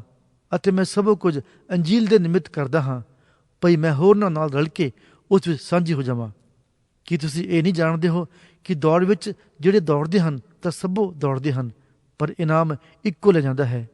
ਇਉਂ ਤੁਸੀਂ ਵੀ ਦੌੜੋ ਤਾਂ ਜੋ ਤੁਸੀਂ ਹੀ ਇਨਾਮ ਲੈ ਜਾਓ। ਹਰੇਕ ਪਹਿਲਵਾਨ ਸਭਨੀ ਗੱਲਾਂ ਵਿੱਚ ਸੰਜਮੀ ਹੁੰਦਾ ਹੈ। ਉਹ ਤਾਂ ਨਾਸਵਾਨ ਸਿਹਰੇ ਨੂੰ, ਪਰ ਅਸੀਂ ਅਵਿਨਾਸੀ ਸਿਹਰੇ ਨੂੰ ਲੈਣ ਲਈ ਇਹ ਕਰਦੇ ਹਾਂ। ਸੋ ਮੈਂ ਇਉਂ ਦੌੜਦਾ ਹਾਂ ਪਰ ਬੇਥੌਹ ਨਹੀਂ। ਮੈਂ ਇਉਂ ਹੁਰੀ ਲੜਦਾ ਹਾਂ ਪਰ ਉਸ ਵਾਂਗੂ ਨਹੀਂ ਜੋ ਪਾਉਣ ਨੂੰ ਮਾਰਦਾ ਹੈ, ਸਗੋਂ ਆਪਣੇ ਸਰੀਰ ਨੂੰ ਮਾਰਦਾ ਕੁੱਟਦਾ ਅਤੇ ਉਹਨੂੰ ਆਪਣੇ ਵੱਸ ਵਿੱਚ ਲਿਆਉਂਦਾ ਹਾਂ ਭਈ ਇਉਂ ਨਾ ਹੋਵੇ ਜੋ ਕਿਤੇ ਮੈਂ ਹੋਰਨਾਂ ਨੂੰ ਉਪਦੇਸ਼ ਕਰਕੇ ਆਪ ਅਪਰਵਾਨ ਹੋ ਜਾਵਾਂ। ਪੌਲੁਸ ਰਸੂਲ ਦੀ ਪਹਿਲੀ ਪੱਤਰੀ ਕੁਰਿੰਥੀਆਂ ਨੂੰ ਅਧਿਆਇ 10। ਹੇ ਭਰਾਵੋ, ਮੈਂ ਨਹੀਂ ਚਾਹੁੰਦਾ ਜੋ ਤੁਸੀਂ ਇਸ ਤੋਂ ਅਣਜਾਣ ਰਹੋ ਭਈ ਸਾਡੇ ਪਿਓ ਦਾਦੇ ਬੱਦਲ ਦੇ ਹੇਠ ਸਨ ਅਤੇ ਉਹ ਸਭੇ ਸਮੁੰਦਰ ਦੇ ਵਿੱਚੋਂ ਦੀ ਲੰਘ ਗਏ ਅਤੇ ਸਭਨਾਂ ਨੂੰ ਉਸ ਬੱਦਲ ਅਤੇ ਸਮੁੰਦਰ ਵਿੱਚ ਮੂਸਾ ਦਾ ਬਪਤਿਸਮਾ ਮਿਲਿਆ। ਸਭਨਾਂ ਨੇ ਇੱਕੋ ਆਤਮਿਕ ਭੋਜਨ ਖਾਧਾ ਅਤੇ ਸਭਨਾਂ ਨੇ ਇੱਕੋ ਆਤਮਿਕ ਜਲ ਪੀਤਾ, ਕਿਉਂਕਿ ਉਹਨਾਂ ਨੇ ਉਸ ਆਤਮਿਕ ਪੱਥਰ ਤੋਂ ਜਲ ਪੀਤਾ ਜਿਹੜਾ ਉਹਨਾਂ ਦੇ ਮਗਰ ਮਗਰ ਚੱਲਦਾ ਸੀ, ਅਤੇ ਉਹ ਪੱਥਰ ਮਸੀਹ ਹੈ ਸੀ। ਪਰੰਤੂ ਪਰਮੇਸ਼ਰ ਉਹਨਾਂ ਵਿੱਚੋਂ ਬਾਲਿਆਂ ਨਾਲ ਪ੍ਰਸੰਨ ਨਹੀਂ ਸੀ, ਸੋ ਉਹ ਉਜਾੜ ਵਿੱਚ ਢਹਿ ਪਏ। ਅਤੇ ਇਹ ਗੱਲਾਂ ਸਾਡੇ ਲਈ ਨਸੀਹਤ ਬਣੀਆਂ ਭਈ ਅਸੀਂ ਮਾੜੀਆਂ ਗੱਲਾਂ ਦੀਆਂ ਕਾਮਨਾ ਨਾ ਕਰੀਏ ਜਿਵੇਂ ਉਹਨਾਂ ਨੇ ਕਾਮਨਾ ਕੀਤੀਆਂ ਸਨ, ਅਤੇ ਨਾ ਤੁਸੀਂ ਮੂਰਤੀ ਪੂਜਕ ਹੋਵੋ ਜਿਵੇਂ ਉਹਨਾਂ ਵਿੱਚੋਂ ਕਈ ਕੁ ਹੋਏ ਸਨ, ਜਿਸ ਪ੍ਰਕਾਰ ਲਿਖਿਆ ਹੋਇਆ ਹੈ, ਜੋ ਉਹ ਲੋਕ ਖਾਣ ਪੀਣ ਬੈਠੇ ਅਤੇ ਹੱਸਣ ਖੇਡਣ ਨੂੰ ਉੱਠੇ। ਅਤੇ ਨਾ ਅਸੀਂ ਹਰਾਮਕਾਰੀ ਕਰੀਏ ਜਿਵੇਂ ਉਹਨਾਂ ਵਿੱਚੋਂ ਕਈਆਂ ਨੇ ਕੀਤੀ ਅਤੇ ਇੱਕੋ ਦਿਨ ਵਿੱਚ 23,000 ਜਣਿਆਂ ਦੇ 70 ਲੱਥੇ। ਅਤੇ ਨਾ ਅਸੀਂ ਪ੍ਰਭੂ ਨੂੰ ਪਰਤਾਈਏ ਜਿਵੇਂ ਉਹਨਾਂ ਵਿੱਚੋਂ ਕਈਆਂ ਨੇ ਪਰਤਾਇਆ ਸੀ ਅਤੇ ਸੱਪਾਂ ਤੋਂ ਨਾਸ ਹੋਏ। ਅਤੇ ਨਾ ਤੁਸੀਂ ਬੁੜਬੁੜ ਕਰੋ ਜਿਵੇਂ ਉਹਨਾਂ ਵਿੱਚੋਂ ਕਈਆਂ ਨੇ ਬੁੜਬੁੜ ਕੀਤੀ ਅਤੇ ਨਾਸ ਕਰਨ ਵਾਲੇ ਤੋਂ ਨਾਸ ਹੋਏ। ਸੋ ਇਹ ਗੱਲਾਂ ਉਹਨਾਂ ਉੱਤੇ ਨਸੀਹਤ ਦੇ ਲਈ ਹੋਈਆਂ ਅਤੇ ਸਾਨੂੰ ਮੱਤ ਦੇਣ ਲਈ ਲਿਖੀਆਂ ਹੋਈਆਂ ਹਨ, ਜਿਨ੍ਹਾਂ ਉੱਤੇ ਯੁੱਗਾਂ ਦੇ ਅੰਤ ਆਣ ਪਹੁੰਚੇ ਹਨ। ਗੱਲ ਕਾਹਦੀ? ਜੋ ਕੋਈ ਆਪਣੇ ਆਪ ਨੂੰ ਖਲੋਤਾ ਹੋਇਆ ਸਮਝਦਾ ਹੈ, ਸੋ ਸੁਚੇਤ ਰਹੇ ਭਈ ਕਿਤੇ ਡਿੱਗ ਨਾ ਪਵੇ। ਤੁਹਾਡੇ ਉੱਤੇ ਇਹੋ ਜਿਹਾ ਕੋਈ ਪਰਤਾਵਾ ਨਹੀਂ ਪਿਆ ਜੋ ਮਨੁੱਖ ਤੋਂ ਨਹੀਂ ਚੱਲਿਆ ਜਾਂਦਾ, ਪਰੰਤੂ ਪਰਮੇਸ਼ਰ ਵਫਾਦਾਰ ਹੈ, ਜੋ ਤੁਹਾਡੀ ਸ਼ਕਤੀਆਂ ਬਾਹਰ ਤੁਹਾਨੂੰ ਪਰਤਾਵੇ ਵਿੱਚ ਪੈਣ ਨਹੀਂ ਦੇਵੇਗਾ। ਪਰੰਤੂ ਪਰਮੇਸ਼ਰ ਵਫਾਦਾਰ ਹੈ, ਜੋ ਸ਼ਕਤੀਆਂ ਬਾਹਰ ਤੁਹਾਨੂੰ ਪਰਤਾਵੇ ਵਿੱਚ ਨਹੀਂ ਪੈਣ ਦੇਵੇਗਾ, ਸਗੋਂ ਪਰਤਾਵੇ ਦੇ ਨਾਲ ਹੀ ਬਚ ਜਾਣ ਦਾ ਉਪਾਅ ਵੀ ਕੱਢੇਗਾ ਭਈ ਤੁਸੀਂ ਚੱਲ ਸਕੋ। ਇਸ ਕਰਕੇ ਮੇਰੇ ਪਿਆਰਿਓ, ਤੁਸੀਂ ਮੂਰਤੀ ਪੂਜਾ ਤੋਂ ਭੱਜੋ। ਮੈਂ ਤੁਹਾਨੂੰ ਬੁੱਧਵਾਨ ਸਮਝ ਕੇ ਤੁਹਾਡੇ ਨਾਲ ਬੋਲਦਾ ਹਾਂ। ਜੋ ਮੈਂ ਆਖਦਾ ਹਾਂ ਸੋ ਤੁਸੀਂ ਉਹਦੀ ਜਾਂਚ ਕਰੋ। ਉਹ ਬਰਕਤ ਦਾ ਪਿਆਲਾ ਜਿਹਦੇ ਉੱਤੇ ਅਸੀਂ ਬਰਕਤ ਮੰਗਦੇ ਹਾਂ, ਕਿ ਉਹ ਮਸੀਹ ਦੇ ਲਹੂ ਦੀ ਸਾਂਝ ਨਹੀਂ? ਉਹ ਰੋਟੀ ਜਿਹਨੂੰ ਅਸੀਂ ਤੋੜਦੇ ਹਾਂ, ਕਿ ਉਹ ਮਸੀਹ ਦੇ ਸਰੀਰ ਦੀ ਸਾਂਝ ਨਹੀਂ? ਰੋਟੀ ਇੱਕੋ ਹੈ। ਇਸ ਲਈ ਅਸੀਂ ਜੋ ਬਾਲੇ ਹਾਂ ਸੋ ਰਲ ਕੇ ਇੱਕ ਸਰੀਰ ਹਾਂ, ਕਿਉਂ ਜੋ ਅਸੀਂ ਸਭੇ ਇੱਕ ਰੋਟੀ ਵਿੱਚ ਸਾਂਝੀ ਹਾਂ। ਤੁਸੀਂ ਉਹਨਾਂ ਵੱਲ ਧਿਆਨ ਕਰੋ ਜਿਹੜੇ ਸਰੀਰ ਦੇ ਸੰਬੰਧ ਕਰਕੇ ਇਸਰਾਏਲੀ ਹਨ, ਜੋ ਬਲਿਦਾਨਾਂ ਦੇ ਖਾਣ ਵਾਲੇ ਹਨ, ਕਿ ਉਹ ਜਗਵੇਦੀ ਦੇ ਸਾਂਝੀ ਨਹੀਂ? ਸੋ ਮੈਂ ਕੀ ਆਖਦਾ ਹਾਂ ਭਈ ਮੂਰਤੀ ਦੀ ਭੇਟ ਕੁਝ ਹੈ ਅਥਵਾ ਮੂਰਤੀ ਕੁਝ ਹੈ, ਸਗੋਂ ਮੈਂ ਇਹ ਆਖਦਾ ਹਾਂ ਭਈ ਜਿਹੜੀਆਂ ਵਸਤਾਂ ਪਰਾਈਆਂ ਕੌਮਾਂ ਚੜਾਉਂਦੀਆਂ ਹਨ ਸੋ ਭੂਤਾਂ ਲਈ ਚੜਾਉਂਦੀਆਂ ਹਨ, ਪਰਮੇਸ਼ਰ ਦੇ ਲਈ ਨਹੀਂ। ਅਤੇ ਮੈਂ ਨਹੀਂ ਚਾਹੁੰਦਾ ਜੋ ਤੁਸੀਂ ਭੂਤਾਂ ਦੀ ਸਾਂਝੀ ਬਣੋ। ਤੁਸੀਂ ਤਾਂ ਪ੍ਰਭੂ ਦਾ ਪਿਆਲਾ ਨਾਲੇ ਭੂਤਾਂ ਦਾ ਪਿਆਲਾ ਦੋਵੇਂ ਨਹੀਂ ਪੀ ਸਕਦੇ। ਤੁਸੀਂ ਪ੍ਰਭੂ ਦੀ ਮੇਜ਼ ਨਾਲੇ ਭੂਤਾਂ ਦੀ ਮੇਜ਼ ਦੋਹਾਂ ਦੇ ਸਾਂਝੇ ਨਹੀਂ ਹੋ ਸਕਦੇ। ਅਥਵਾ ਕੀ ਅਸੀਂ ਪ੍ਰਭੂ ਨੂੰ ਅਣਖ ਦਵਾਉਂਦੇ ਹਾਂ? ਕਿ ਅਸੀਂ ਉਸ ਨਾਲੋਂ ਬਲੀ ਹਾਂ? ਸਾਰੀਆਂ ਵਸਤਾਂ ਉਚਿਤ ਹਨ ਪਰ ਸਭੇ ਲਾਭਦਾਇਕ ਨਹੀਂ। ਸਾਰੀਆਂ ਵਸਤਾਂ ਉਚਿਤ ਹਨ ਪਰ ਸਭੇ ਗੁਣਕਾਰ ਨਹੀਂ। ਕੋਈ ਆਪਣੇ ਹੀ ਨਹੀਂ ਸਗੋਂ ਦੂਏ ਦੇ ਭਲੇ ਲਈ ਯਤਨ ਕਰੇ। ਜੋ ਕੁਝ ਕਸਾਈਆਂ ਦੀ ਹੱਟੀ ਵਿੱਚ ਵਿਕਦਾ ਹੈ ਸੋ ਖਾਓ, ਅਤੇ ਅੰਤ ਕਰਨ ਦੇ ਕਾਰਨ ਕੋਈ ਗੱਲ ਨਾ ਪੁੱਛੋ, ਕਿਉਂ ਜੋ ਪ੍ਰਿਥਵੀ ਅਤੇ ਜੋ ਕੁਝ ਉਸ ਵਿੱਚ ਭਰਿਆ ਹੋਇਆ ਹੈ ਸੋ ਪ੍ਰਭੂ ਦਾ ਹੈ। ਬੇਪਰਤੀਤਿਆਂ ਵਿੱਚੋਂ ਕੋਈ ਤੁਹਾਨੂੰ ਨਿਉਂਦਾ ਦੇਵੇ ਅਤੇ ਤੁਹਾਡਾ ਮਨ ਜਾਣ ਨੂੰ ਕਰੇ, ਤਾਂ ਜੋ ਕੁਝ ਤੁਹਾਡੇ ਅੱਗੇ ਪਰੋਸਿਆ ਜਾਵੇ ਖਾ ਲਵੋ, ਅਤੇ ਅੰਤ ਕਰਨ ਦੇ ਕਾਰਨ ਕੋਈ ਗੱਲ ਨਾ ਪੁੱਛੋ। ਪਰ ਜੇ ਕੋਈ ਤੁਹਾਨੂੰ ਆਖੇ ਭਈ ਇਹ ਭੇਟ ਕਰਕੇ ਚੜਾਈ ਗਈ ਸੀ, ਤਾਂ ਉਸ ਦੱਸਣ ਵਾਲੇ ਦੇ ਕਾਰਨ ਅਤੇ ਅੰਤਕਰਨ ਦੇ ਕਾਰਨ ਨਾ ਖਾਓ। ਅੰਤਕਰਨ ਜੋ ਮੈਂ ਕਹਿੰਦਾ ਹਾਂ ਸੋ ਤੇਰਾ ਨਹੀਂ, ਸਗੋਂ ਦੂਜੇ ਦਾ, ਇਸ ਲਈ ਜੋ ਮੇਰੀ ਆਜ਼ਾਦੀ ਦੂਜੇ ਦੇ ਅੰਤਕਰਨ ਤੋਂ ਕਿਉਂ ਜਾਚੀ ਜਾਂਦੀ ਹੈ। ਜੇ ਮੈਂ ਧੰਨਵਾਦ ਕਰਕੇ ਭੋਜਨ ਪਾਉਂਦਾ ਹਾਂ ਤਾਂ ਜਿਹਦੇ ਲਈ ਮੈਂ ਧੰਨਵਾਦ ਕਰਦਾ ਹਾਂ ਉਹਦੇ ਕਾਰਨ ਮੇਰੀ ਨਿੰਦਿਆ ਕਿਉਂ ਹੁੰਦੀ ਹੈ। ਸੋ ਭਾਵੇਂ ਤੁਸੀਂ ਖਾਂਦੇ, ਭਾਵੇਂ ਪੀਂਦੇ, ਭਾਵੇਂ ਕੁਝ ਵੀ ਕਰਦੇ ਹੋ, ਸਭ ਕੁਝ ਪਰਮੇਸ਼ਰ ਦੀ ਵਡਿਆਈ ਲਈ ਕਰੋ। ਤੁਸੀਂ ਨਾ ਯਹੂਦੀਆਂ, ਨਾ ਯੂਨਾਨੀਆਂ, ਨਾ ਪਰਮੇਸ਼ਰ ਦੀ ਕਲੀਸਿਆ ਦੇ ਲਈ ਠੋਕਰ ਦੇ ਕਾਰਨ ਬਣੋ। ਜਿਵੇਂ ਮੈਂ ਸਭਨਾਂ ਗੱਲਾਂ ਵਿੱਚ ਸਭਨਾਂ ਨੂੰ ਪ੍ਰਸੰਨ ਰੱਖਦਾ ਹਾਂ ਅਤੇ ਆਪਣੀ ਹੀ ਨਹੀਂ ਸਗੋਂ ਬਾਲਿਆਂ ਦੇ ਭਲੇ ਲਈ ਯਤਨ ਕਰਦਾ ਹਾਂ ਜੋ ਉਹ ਬਚਾਏ ਜਾਣ, ਤੁਸੀਂ ਮੇਰੀ ਰੀਸ ਕਰੋ ਜਿਵੇਂ ਮੈਂ ਵੀ ਮਸੀਹ ਦੀ ਰੀਸ ਕਰਦਾ ਹਾਂ। ਪੌਲੁਸ ਰਸੂਲ ਦੀ ਪਹਿਲੀ ਪੱਤਰੀ ਕੁਰਿੰਥੀਆਂ ਨੂੰ ਅਧਿਆਇ 11। ਹੁਣ ਮੈਂ ਤੁਹਾਡੀ ਵਡਿਆਈ ਕਰਦਾ ਹਾਂ ਜੋ ਸਭਨੀ ਗੱਲਾਂ ਤੁਸੀਂ ਮੈਨੂੰ ਚੇਤੇ ਰੱਖਦੇ ਹੋ, ਅਤੇ ਜਿਸ ਪ੍ਰਕਾਰ ਮੈਂ ਤੁਹਾਨੂੰ ਰੀਤਾਂ ਸੌਂਪੀਆਂ ਉਸੇ ਪ੍ਰਕਾਰ ਤੁਸੀਂ ਉਹਨਾਂ ਨੂੰ ਫੜੀ ਰੱਖਦੇ ਹੋ। ਪਰ ਮੈਂ ਚਾਹੁੰਦਾ ਹਾਂ ਜੋ ਤੁਸੀਂ ਇਹ ਜਾਣ ਲਵੋ ਵੀ ਹਰੇਕ ਪੁਰਖ ਦਾ ਸਿਰ ਮਸੀਹ ਹੈ, ਅਤੇ ਇਸਤਰੀ ਦਾ ਸਿਰ ਪੁਰਖ ਹੈ, ਅਤੇ ਮਸੀਹ ਦਾ ਸਿਰ ਪਰਮੇਸ਼ਰ ਹੈ। ਹਰੇਕ ਪੁਰਖ ਜਿਹੜਾ ਸਿਰ ਕੱਜਿਆ ਹੋਇਆ ਪ੍ਰਾਰਥਨਾ ਅਥਵਾ ਅਗਮ ਵਾਕ ਕਰਦਾ ਹੈ ਉਹ ਆਪਣੇ ਸਿਰ ਨੂੰ ਬੇਪਤ ਕਰਦਾ ਹੈ, ਪਰ ਹਰੇਕ ਇਸਤਰੀ ਜਿਹੜੀ ਅਣਕੱਜੇ ਸਿਰ ਪ੍ਰਾਰਥਨਾ ਅਥਵਾ ਅਗਮ ਵਾਕ ਕਰਦੀ ਹੈ ਉਹ ਆਪਣੇ ਸਿਰ ਨੂੰ ਬੇਪਤ ਕਰਦੀ ਹੈ, ਕਿਉਂ ਜੋ ਇਹੋ ਜਿਹੀ ਗੱਲ ਹੈ ਭਈ ਮਾਨੋ ਉਹਦਾ ਸਿਰ ਮੁੰਨਿਆ ਗਿਆ। ਕਿਉਂ ਜੋ ਇਸਤਰੀ ਨਾ ਸਿਰ ਕੱਜੇ ਤਾਂ ਆਪਣੀ ਗੁੱਤ ਵੀ ਵਡਾਵੇ, ਅਤੇ ਜੇ ਇਸਤਰੀ ਗੁੱਤ ਵੱਡੀ ਹੋਈ ਅਥਵਾ ਸਿਰ ਮੁੰਨੀ ਹੋਈ ਬੇਪਤ ਹੁੰਦੀ ਹੈ ਤਾਂ ਸਿਰ ਕੱਜੇ। ਕਿਉਂ ਜੋ ਪੁਰਖ ਨੂੰ ਆਪਣਾ ਸਿਰ ਕੱਜਿਆ ਰੱਖਣਾ ਨਹੀਂ ਚਾਹੀਦਾ, ਇਸ ਲਈ ਜੋ ਉਹ ਪਰਮੇਸ਼ਰ ਦਾ ਸਰੂਪ ਅਤੇ ਪ੍ਰਤਾਪ ਹੈ, ਪਰੰਤੂ ਇਸਤਰੀ ਪੁਰਖ ਦਾ ਪ੍ਰਤਾਪ ਹੈ। ਕਿਉਂ ਜੋ ਪੁਰਖ ਇਸਤਰੀ ਤੋਂ ਨਹੀਂ ਹੋਇਆ ਪਰ ਇਸਤਰੀ ਪੁਰਖ ਤੋਂ ਹੋਈ, ਅਤੇ ਨਾ ਪੁਰਖ ਇਸਤਰੀ ਦੇ ਲਈ ਉਤਪਤ ਹੋਇਆ ਪਰ ਇਸਤਰੀ ਪੁਰਖ ਦੇ ਲਈ ਉਤਪਤ ਹੋਈ। ਇਸ ਕਰਕੇ ਇਸਤਰੀ ਨੂੰ ਚਾਹੀਦਾ ਹੈ ਜੋ ਦੂਤਾਂ ਦੇ ਕਾਰਨ ਆਪਣੇ ਸਿਰ ਉੱਤੇ ਇਖਤਿਆਰ ਦਾ ਨਿਸ਼ਾਨ ਰੱਖੇ। ਤਾਂ ਵੀ ਪ੍ਰਭੂ ਵਿੱਚ ਨਾ ਇਸਤਰੀ ਪੁਰਖ ਤੋਂ ਅੱਡ ਹੈ ਅਤੇ ਨਾ ਪੁਰਖ ਇਸਤਰੀ ਤੋਂ ਅੱਡ, ਕਿਉਂਕਿ ਜਿਸ ਪ੍ਰਕਾਰ ਇਸਤਰੀ ਪੁਰਖ ਤੋਂ ਹੈ ਇਸੇ ਪ੍ਰਕਾਰ ਪੁਰਖ ਇਸਤਰੀ ਦੇ ਰਾਹੀਂ ਹੈ, ਪਰ ਸਭ ਕੁਝ ਪਰਮੇਸ਼ਰ ਤੋਂ ਹੈ। ਤੁਸੀਂ ਆਪੇ ਨਿਆਂ ਕਰੋ। ਭਲਾ ਇਹ ਫਬਦਾ ਹੈ ਜੋ ਇਸਤਰੀ ਨੰਗੇ ਸਿਰ ਪਰਮੇਸ਼ਰ ਦੇ ਅੱਗੇ ਪ੍ਰਾਰਥਨਾ ਕਰੇ? ਕਿ ਕੁਦਰਤ ਵੀ ਆਪ ਤੁਹਾਨੂੰ ਨਹੀਂ ਸਿਖਾਲਦੀ ਹੈ ਭਈ ਜੇ ਪੁਰਖ ਸਿਰ ਦੇ ਵਾਲ ਲੰਮੇ ਰੱਖੇ ਤਾਂ ਉਹਦੇ ਲਈ ਨਿਰਾਦਰ ਹੈ, ਪਰੰਤੂ ਜੇ ਇਸਤਰੀ ਲੰਮੇ ਵਾਲ ਰੱਖੇ ਤਾਂ ਉਹਦੇ ਲਈ ਸਜਾਵਟ ਹੈ, ਕਿਉਂ ਜੋ ਵਾਲ ਉਹਨੂੰ ਪਰਦੇ ਥਾਂ ਦਿੱਤੇ ਹੋਏ ਹਨ। ਪਰ ਜੇ ਕੋਈ ਝਾਗੜੂ ਮੁਲਮ ਹੋਵੇ ਤਾਂ ਨਾ ਸਾਡਾ ਕੋਈ ਇਹੋ ਜਿਹਾ ਦਸਤੂਰ ਹੈ ਅਤੇ ਨਾ ਪਰਮੇਸ਼ਰ ਦੀਆਂ ਕਲੀਸਿਆਂ ਦਾ। ਪਰੰਤੂ ਮੈਂ ਜੋ ਇਹ ਆਗਿਆ ਤੁਹਾਨੂੰ ਦਿੰਦਾ ਹਾਂ, ਮੈਂ ਤੁਹਾਡੀ ਵਡਿਆਈ ਨਹੀਂ ਕਰਦਾ, ਜੋ ਤੁਹਾਡੇ ਇਕੱਠੇ ਹੋਣ ਤੋਂ ਭਲਾਈ ਨਹੀਂ ਸਗੋਂ ਬੁਰਾਈ ਹੁੰਦੀ ਹੈ। ਇਸ ਲਈ ਜੋ ਪਹਿਲਾਂ ਤਾਂ ਮੈਂ ਸੁਣਦਾ ਹਾਂ ਪਰ ਜਿਸ ਵੇਲੇ ਤੁਸੀਂ ਕਲੀਸਿਆ ਵਿੱਚ ਇਕੱਠੇ ਹੁੰਦੇ ਹੋ ਤਾਂ ਤੁਹਾਡੇ ਵਿੱਚ ਫੋਟਕ ਪੈਂਦੇ ਹਨ, ਅਤੇ ਮੈਂ ਉਸ ਨੂੰ ਥੋੜ੍ਹਾ ਬਹੁਤ ਸੱਚ ਮੰਨਦਾ ਹਾਂ। ਕਿਉਂ ਅਵਸ਼ ਹੈ ਜੋ ਤੁਹਾਡੇ ਵਿੱਚ ਕੁਪੰਥ ਵੀ ਹੋਣ ਤਾਂ ਕਿਹੜੇ ਜਿਹੜੇ ਪ੍ਰਵਾਨ ਹਨ ਉਹ ਤੁਹਾਡੇ ਵਿੱਚ ਉਜਾਗਰ ਹੋ ਜਾਣ। ਸੋ ਜਿਸ ਵੇਲੇ ਤੁਸੀਂ ਇੱਕ ਥਾਂ ਇਕੱਠੇ ਹੁੰਦੇ ਹੋ ਤਾਂ ਇਹ ਅਸ਼ਾਇਰ ਬਾਣੀ ਖਾਣ ਲਈ ਨਹੀਂ ਹੋ ਸਕਦਾ, ਕਿਉਂ ਜੋ ਖਾਣ ਵੇਲੇ ਹਰ ਇੱਕ ਪਹਿਲਾਂ ਆਪੋ ਆਪਣਾ ਭੋਜਨ ਖਾ ਲੈਂਦਾ ਹੈ, ਔਰ ਕੋਈ ਭੁੱਖਾ ਰਹਿੰਦਾ ਹੈ ਅਤੇ ਕੋਈ ਮਤਵਾਲਾ ਹੁੰਦਾ ਹੈ। ਭਲਾ ਖਾਣ ਪੀਣ ਲਈ ਤੁਹਾਡੇ ਆਪਣੇ ਘਰ ਨਹੀਂ ਹਨ? ਅਥਵਾ ਤੁਸੀਂ ਪਰਮੇਸ਼ਰ ਦੀ ਕਲੀਸਿਆ ਨੂੰ ਤੁੱਛ ਸਮਝਦੇ ਹੋ ਅਤੇ ਜਿਨ੍ਹਾਂ ਦੇ ਕੋਲ ਨਹੀਂ ਹਨ ਉਹਨਾਂ ਨੂੰ ਲੱਜਿਆਵਾਨ ਕਰਦੇ ਹੋ? ਮੈਂ ਤੁਹਾਨੂੰ ਕੀ ਆਖਾਂ? ਭਲਾ ਇਸ ਵਿੱਚ ਤੁਹਾਡੀ ਵਡਿਆਈ ਕਰਾਂ? ਮੈਂ ਤੁਹਾਡੀ ਵਡਿਆਈ ਨਹੀਂ ਕਰਦਾ ਹਾਂ। ਮੈਂ ਤਾਂ ਇਹ ਗੱਲ ਪ੍ਰਭੂ ਤੋਂ ਪਾਈ ਸੀ ਜਿਹੜੀ ਤੁਹਾਨੂੰ ਸੌਂਪ ਦਿੱਤੀ ਭਈ ਪ੍ਰਭੂ ਯਿਸੂ ਨੇ ਜਿਸ ਰਾਤ ਉਹ ਫੜਵਾਇਆ ਗਿਆ ਸੀ ਰੋਟੀ ਲਈ ਅਤੇ ਸ਼ੁਕਰ ਕਰਕੇ ਤੋੜੀ ਅਤੇ ਕਿਹਾ, ਇਹ ਮੇਰਾ ਸਰੀਰ ਹੈ ਜੋ ਤੁਹਾਡੇ ਲਈ ਹੈ, ਮੇਰੀ ਯਾਦਗਿਰੀ ਲਈ ਇਹ ਕਰਿਆ ਕਰੋ। ਇਸੇ ਤਰ੍ਹਾਂ ਉਸਨੇ ਭੋਜਨ ਖਾਣ ਦੇ ਪਿੱਛੋਂ ਪਿਆਲਾ ਵੀ ਲਿਆ ਅਤੇ ਕਿਹਾ, ਜੋ ਇਹ ਪਿਆਲਾ ਮੇਰੇ ਲਹੂ ਵਿੱਚ ਨਵਾਂ ਨੇਮ ਹੈ, ਜਦ ਕਦੇ ਤੁਸੀਂ ਇਹਨੂੰ ਪੀਵੋ ਤਾਂ ਮੇਰੀ ਯਾਦਗਿਰੀ ਲਈ ਇਹ ਕਰਿਆ ਕਰੋ। ਕਿਉਂਕਿ ਜਦ ਕਦੇ ਤੁਸੀਂ ਇਹ ਰੋਟੀ ਖਾਓ ਅਤੇ ਪਿਆਲਾ ਪੀਓ ਤਾਂ ਤੁਸੀਂ ਪ੍ਰਭੂ ਦੀ ਮੌਤ ਦਾ ਪ੍ਰਚਾਰ ਕਰਦੇ ਰਹਿੰਦੇ ਹੋ ਜਦ ਤੱਕ ਉਹ ਨਾ ਆਵੇ।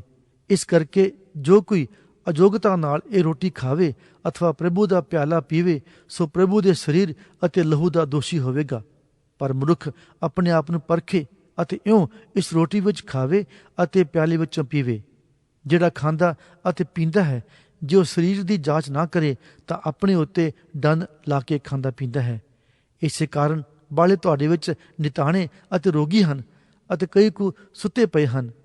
ਪਰ ਜੇ ਅਸੀਂ ਆਪਣੇ ਆਪ ਨੂੰ ਜਾਂਚਦੇ ਤਾਂ ਜਾਚੇ ਨਾ ਜਾਂਦੇ, ਪਰ ਜਾਂ ਜਾਚੇ ਜਾਂਦੇ ਹਾਂ ਤਾਂ ਪ੍ਰਭੂ ਤੋਂ ਤਾੜੇ ਜਾਂਦੇ ਹਾਂ, ਤਾਂ ਜੋ ਅਸੀਂ ਸੰਸਾਰ ਨਾਲ ਦੋਸ਼ੀ ਨਾ ਠਹਿਰਾਏ ਜਾਈਏ।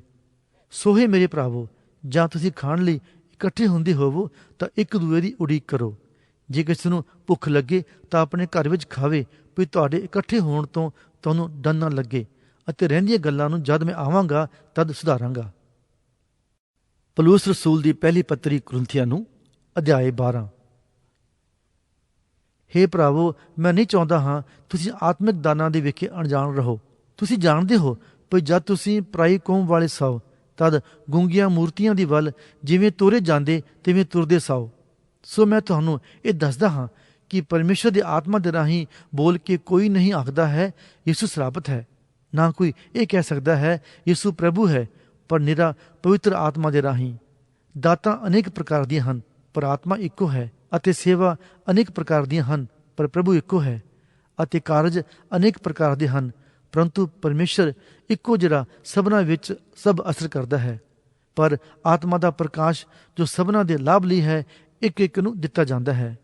ਇੱਕ ਨੂੰ ਤਾਂ ਆਤਮਾ ਦੇ ਰਾਹੀਂ ਗਿਆਨ ਦੀ ਗੱਲ ਪ੍ਰਾਪਤ ਹੁੰਦੀ ਹੈ, ਅਤੇ ਦੂਏ ਨੂੰ ਉਸੇ ਆਤਮਾ ਦੇ ਅਨੁਸਾਰ ਵਿਦਿਆ ਦੀ ਗੱਲ, ਅਤੇ ਹੋਰ ਕਿਸੇ ਨੂੰ ਉਸੇ ਆਤਮਾ ਤੋਂ ਨੇਚਾ, ਅਤੇ ਹੋਰ ਕਿਸੇ ਨੂੰ ਉਸੇ ਇੱਕੋ ਆਤਮਾ ਤੋਂ ਨੁਰੇ ਕਰਨ ਦੀਆਂ ਦਾਤਾਂ, ਅਤੇ ਹੋਰ ਕਿਸੇ ਨੂੰ ਕਰਾਮਾਤਾਂ ਵਿਖਾਉਣ ਦੀ ਸਮਰਥਾ, ਅਤੇ ਹੋਰ ਕਿਸੇ ਨੂੰ ਅਗਮ ਵਾਕ, ਅਤੇ ਹੋਰ ਕਿਸੇ ਨੂੰ ਆਤਮਾ ਦੀ ਪਛਾਣ, ਅਤੇ ਹੋਰ ਕਿਸੇ ਨੂੰ ਅਨੇਕ ਪ੍ਰਕਾਰ ਦੀਆਂ ਭਾਸ਼ਾ, ਅਤੇ ਹੋਰ ਕਿਸੇ ਨੂੰ ਭਾਸ਼ਾ ਦਾ ਅਰਥ ਕਰਨਾ। ਪਰ ਉਹ ਇੱਕੋ ਆਤਮਾ ਇਹ ਸਭ ਕੁਝ ਕਰਦਾ ਹੈ, ਅਤੇ ਉਹ ਜਿਸ ਤਰ੍ਹਾਂ ਚਾਹੁੰਦਾ ਹੈ ਹਰੇਕ ਨੂੰ ਇੱਕ ਇੱਕ ਕਰਕੇ ਵੰਡ ਦਿੰਦਾ ਹੈ। ਜਿਸ ਤਰ੍ਹਾਂ ਸਰੀਰ ਇੱਕ ਹੈ ਅਤੇ ਉਹਦੇ ਅੰਗ ਬਹੁਤ ਹਨ, ਅਤੇ ਸਰੀਰ ਦੇ ਸਾਰੇ ਅੰਗ ਭਾਵੇਂ ਬਹੁਤ ਹਨ ਤਾਂ ਵੀ ਰਲ ਕੇ ਇੱਕੋ ਸਰੀਰ ਹੋਇਆ, ਸੋ ਇਸੇ ਤਰ੍ਹਾਂ ਮਸੀਹ ਵੀ ਹੈ। ਕਿਉਂ ਜੋ ਅਸਾਂ ਸਭਨਾਂ ਨੂੰ, ਕੀ ਯਹੂਦੀ, ਕੀ ਯੂਨਾਨੀ, ਕੀ ਗੁਲਾਮ, ਕੀ ਆਜ਼ਾਦ, ਇੱਕ ਸਰੀਰ ਬਣਨ ਲਈ ਇੱਕੋ ਆਤਮਾ ਨਾਲ ਬਪਤਿਸਮਾ ਦਿੱਤਾ ਗਿਆ, ਅਤੇ ਅਸਾਂ ਸਭਨਾਂ ਨੂੰ ਇੱਕ ਆਤਮਾ ਪਿਆਇਆ ਗਿਆ। ਸਰੀਰ ਤਾਂ ਇੱਕੋ ਅੰਗ ਨਹੀਂ, ਸਗੋਂ ਬਹੁ ਅੰਗਾ ਹੈ। ਜੇ ਪੈਰ ਆਖੇ ਭਈ ਮੈਂ ਹੱਥ ਜੋ ਨਹੀਂ, ਇਸ ਲਈ ਸਰੀਰ ਦਾ ਨਹੀਂ ਹਾਂ, ਤਾਂ ਭਲਾ ਉਹ ਇਸ ਕਾਰਨ ਸਰੀਰ ਦਾ ਨਹੀਂ ਹੈ। ਅਤੇ ਜੇ ਕੰਨ ਆਖੇ ਭਈ ਮੈਂ ਅੱਖ ਜੋ ਨਹੀਂ, ਇਸ ਲਈ ਸਰੀਰ ਦਾ ਨਹੀਂ, ਤਾਂ ਭਲਾ ਉਹ ਇਸ ਕਾਰਨ ਸਰੀਰ ਦਾ ਨਹੀਂ ਹੈ। ਜੇ ਸਾਰਾ ਸਰੀਰ ਅੱਖ ਹੀ ਹੁੰਦਾ ਤਾਂ ਸੁਣਨਾ ਕਿੱਥੋਂ ਹੁੰਦਾ? ਜੇ ਸਾਰਾ ਸਰੀਰ ਸੁਣਨਾ ਹੀ ਹੁੰਦਾ ਤਾਂ ਸੁੰਘਣਾ ਕਿੱਥੋਂ ਹੁੰਦਾ? ਪਰ ਹੁਣ ਪਰਮੇਸ਼ਰ ਨੇ ਜਿਸ ਪ੍ਰਕਾਰ ਉਹਨੂੰ ਪਾਉਂਦਾ ਸੀ, ਅੰਗਾਂ ਨੂੰ ਇੱਕ ਇੱਕ ਕਰਕੇ ਸਰੀਰ ਵਿੱਚ ਰੱਖਿਆ ਹੈ। ਪਰ ਜੇ ਉਹ ਸਭ ਇੱਕੋ ਹੀ ਅੰਗ ਹੁੰਦੇ ਤਾਂ ਸਰੀਰ ਕਿੱਥੋਂ ਹੁੰਦਾ? ਪਰ ਹੁਣ ਤਾਂ ਬਾਹਲੇ ਅੰਗ ਹਨ, ਪਰ ਸਰੀਰ ਇੱਕੋ ਹੈ। ਅੱਖ ਹੱਥ ਨੂੰ ਨਹੀਂ ਆ ਸਕਦੀ ਭਈ ਮੈਨੂੰ ਤੇਰੀ ਕੋਈ ਲੋੜ ਨਹੀਂ, ਨਾ ਸਿਰ ਪੈਰਾਂ ਨੂੰ ਭਈ ਮੈਨੂੰ ਤੁਹਾਡੀ ਕੋਈ ਲੋੜ ਨਹੀਂ। ਪਰ ਸਰੀਰ ਦੇ ਜਿਹੜੇ ਅੰਗ ਹੋਰਨਾਂ ਨਾਲੋਂ ਨਿਰਬਲ ਦਿਸਦੇ ਹਨ, ਉਹ ਅਤ ਲੋੜੀਦੇ ਹਨ। ਅਤੇ ਸਰੀਰ ਦਿਆਂ ਜਿਨ੍ਹਾਂ ਅੰਗਾਂ ਨੂੰ ਅਸੀਂ ਹੋਰਨਾਂ ਨਾਲੋਂ ਨਿਰਾਦਰ ਸਮਝਦੇ ਹਾਂ, ਉਹਨਾਂ ਦਾ ਬਹੁਤ ਵੱਧ ਕੇ ਆਦਰ ਕਰਦੇ ਹਾਂ, ਅਤੇ ਸਾਡੇ ਕੁਝ ਸੋਹਣੇ ਅੰਗ ਬਹੁਤ ਵੱਧ ਕੇ ਸੋਹਣੇ ਹੋ ਜਾਂਦੇ ਹਨ। ਪਰ ਸਾਡੇ ਸੋਹਣੇ ਅੰਗਾਂ ਨੂੰ ਕੋਈ ਲੋੜ ਨਹੀਂ, ਪਰੰਤੂ ਜਿਹੜੇ ਅੰਗ ਨੂੰ ਕੁਝ ਘਾਟਾ ਸੀ, ਉਹਨੂੰ ਪਰਮੇਸ਼ਰ ਨੇ ਹੋਰ ਵੀ ਵਧੀਕ ਆਦਰ ਦੇ ਕੇ ਸਰੀਰ ਨੂੰ ਜੋੜਿਆ, ਭਈ ਸਰੀਰ ਵਿੱਚ ਫੋਟਕ ਨਾ ਪਵੇ, ਸਗੋਂ ਅੰਗ ਇੱਕ ਦੂਜੇ ਦੇ ਲਈ ਇੱਕ ਸਮਾਨ ਚਿੰਤਾ ਕਰਨ। ਅਤੇ ਜੇ ਇੱਕ ਅੰਗ ਨੂੰ ਦੁੱਖ ਲੱਗੇ ਤਾਂ ਸਾਰੇ ਅੰਗ ਉਸ ਦੇ ਨਾਲ ਦੁਖੀ ਹੁੰਦੇ ਹਨ, ਅਤੇ ਜੇ ਇੱਕ ਅੰਗ ਦਾ ਆਦਰ ਹੋਵੇ ਤਾਂ ਸਾਰੇ ਅੰਗ ਉਹਦੇ ਨਾਲ ਆਨੰਦ ਕਰਦੇ ਹਨ। ਹੁਣ ਤੁਸੀਂ ਰਲ ਕੇ ਮਸੀਹ ਦੇ ਸਰੀਰ ਹੋ, ਅਤੇ ਇੱਕ ਇੱਕ ਕਰਕੇ ਉਹਦੇ ਅੰਗ ਹੋ। ਅਤੇ ਕਲੀਸਿਆ ਵਿੱਚ ਪਰਮੇਸ਼ਰ ਨੇ ਕਈਆਂ ਨੂੰ ਥਾਪਿਆ ਹੋਇਆ ਹੈ, ਪਹਿਲਾਂ ਰਸੂਲਾਂ ਨੂੰ, ਦੂਜੇ ਨਬੀਆਂ ਨੂੰ, ਤੀਜੇ ਉਪਦੇਸ਼ਕਾਂ ਨੂੰ, ਫਿਰ ਕਰਾਮਾਤੀਆਂ ਨੂੰ, ਫਿਰ ਨਰੋਇਆ ਕਰਨ ਦੀਆਂ ਦਾਤਾਂ ਵਾਲਿਆਂ ਨੂੰ, ਉਪਕਾਰੀਆਂ ਨੂੰ, ਹਾਕਮਾਂ ਨੂੰ, ਅਤੇ ਅਨੇਕ ਪ੍ਰਕਾਰ ਦੀਆਂ ਭਾਸ਼ਾ ਬੋਲਣ ਵਾਲਿਆਂ ਨੂੰ। ਕੀ ਸਾਰੇ ਰਸੂਲ ਹਨ? ਕੀ ਸਾਰੇ ਨਬੀ ਹਨ? ਕੀ ਸਾਰੇ ਉਪਦੇਸ਼ਕ ਹਨ? ਕੀ ਸਾਰੇ ਕਰਾਮਾਤੀ ਹਨ? ਕੀ ਸਭਨਾਂ ਨੂੰ ਨਰੋਇਆ ਕਰਨ ਦੀਆਂ ਦਾਤਾਂ ਮਿਲੀਆਂ ਹਨ? ਕੀ ਸਾਰੇ ਅਨੇਕ ਪ੍ਰਕਾਰ ਦੀਆਂ ਭਾਸ਼ਾ ਬੋਲਦੇ ਹਨ? ਕੀ ਸਾਰੇ ਅਰਥ ਕਰਦੇ ਹਨ? ਪਰ ਤੁਸੀਂ ਚੰਗੀਆਂ ਤੋਂ ਚੰਗੀਆਂ ਦਾਤਾਂ ਨੂੰ ਲੋਚੋ। ਨਾਲੇ ਮੈਂ ਤੁਹਾਨੂੰ ਇੱਕ ਬਹੁਤ ਹੀ ਸ੍ਰੇਸ਼ਟ ਮਾਰਗ ਦੱਸਦਾ ਹਾਂ। ਪੌਲੁਸ ਰਸੂਲ ਦੀ ਪਹਿਲੀ ਪੱਤਰੀ ਕੁਰਿੰਥੀਆਂ ਨੂੰ ਅਧਿਆਇ 13।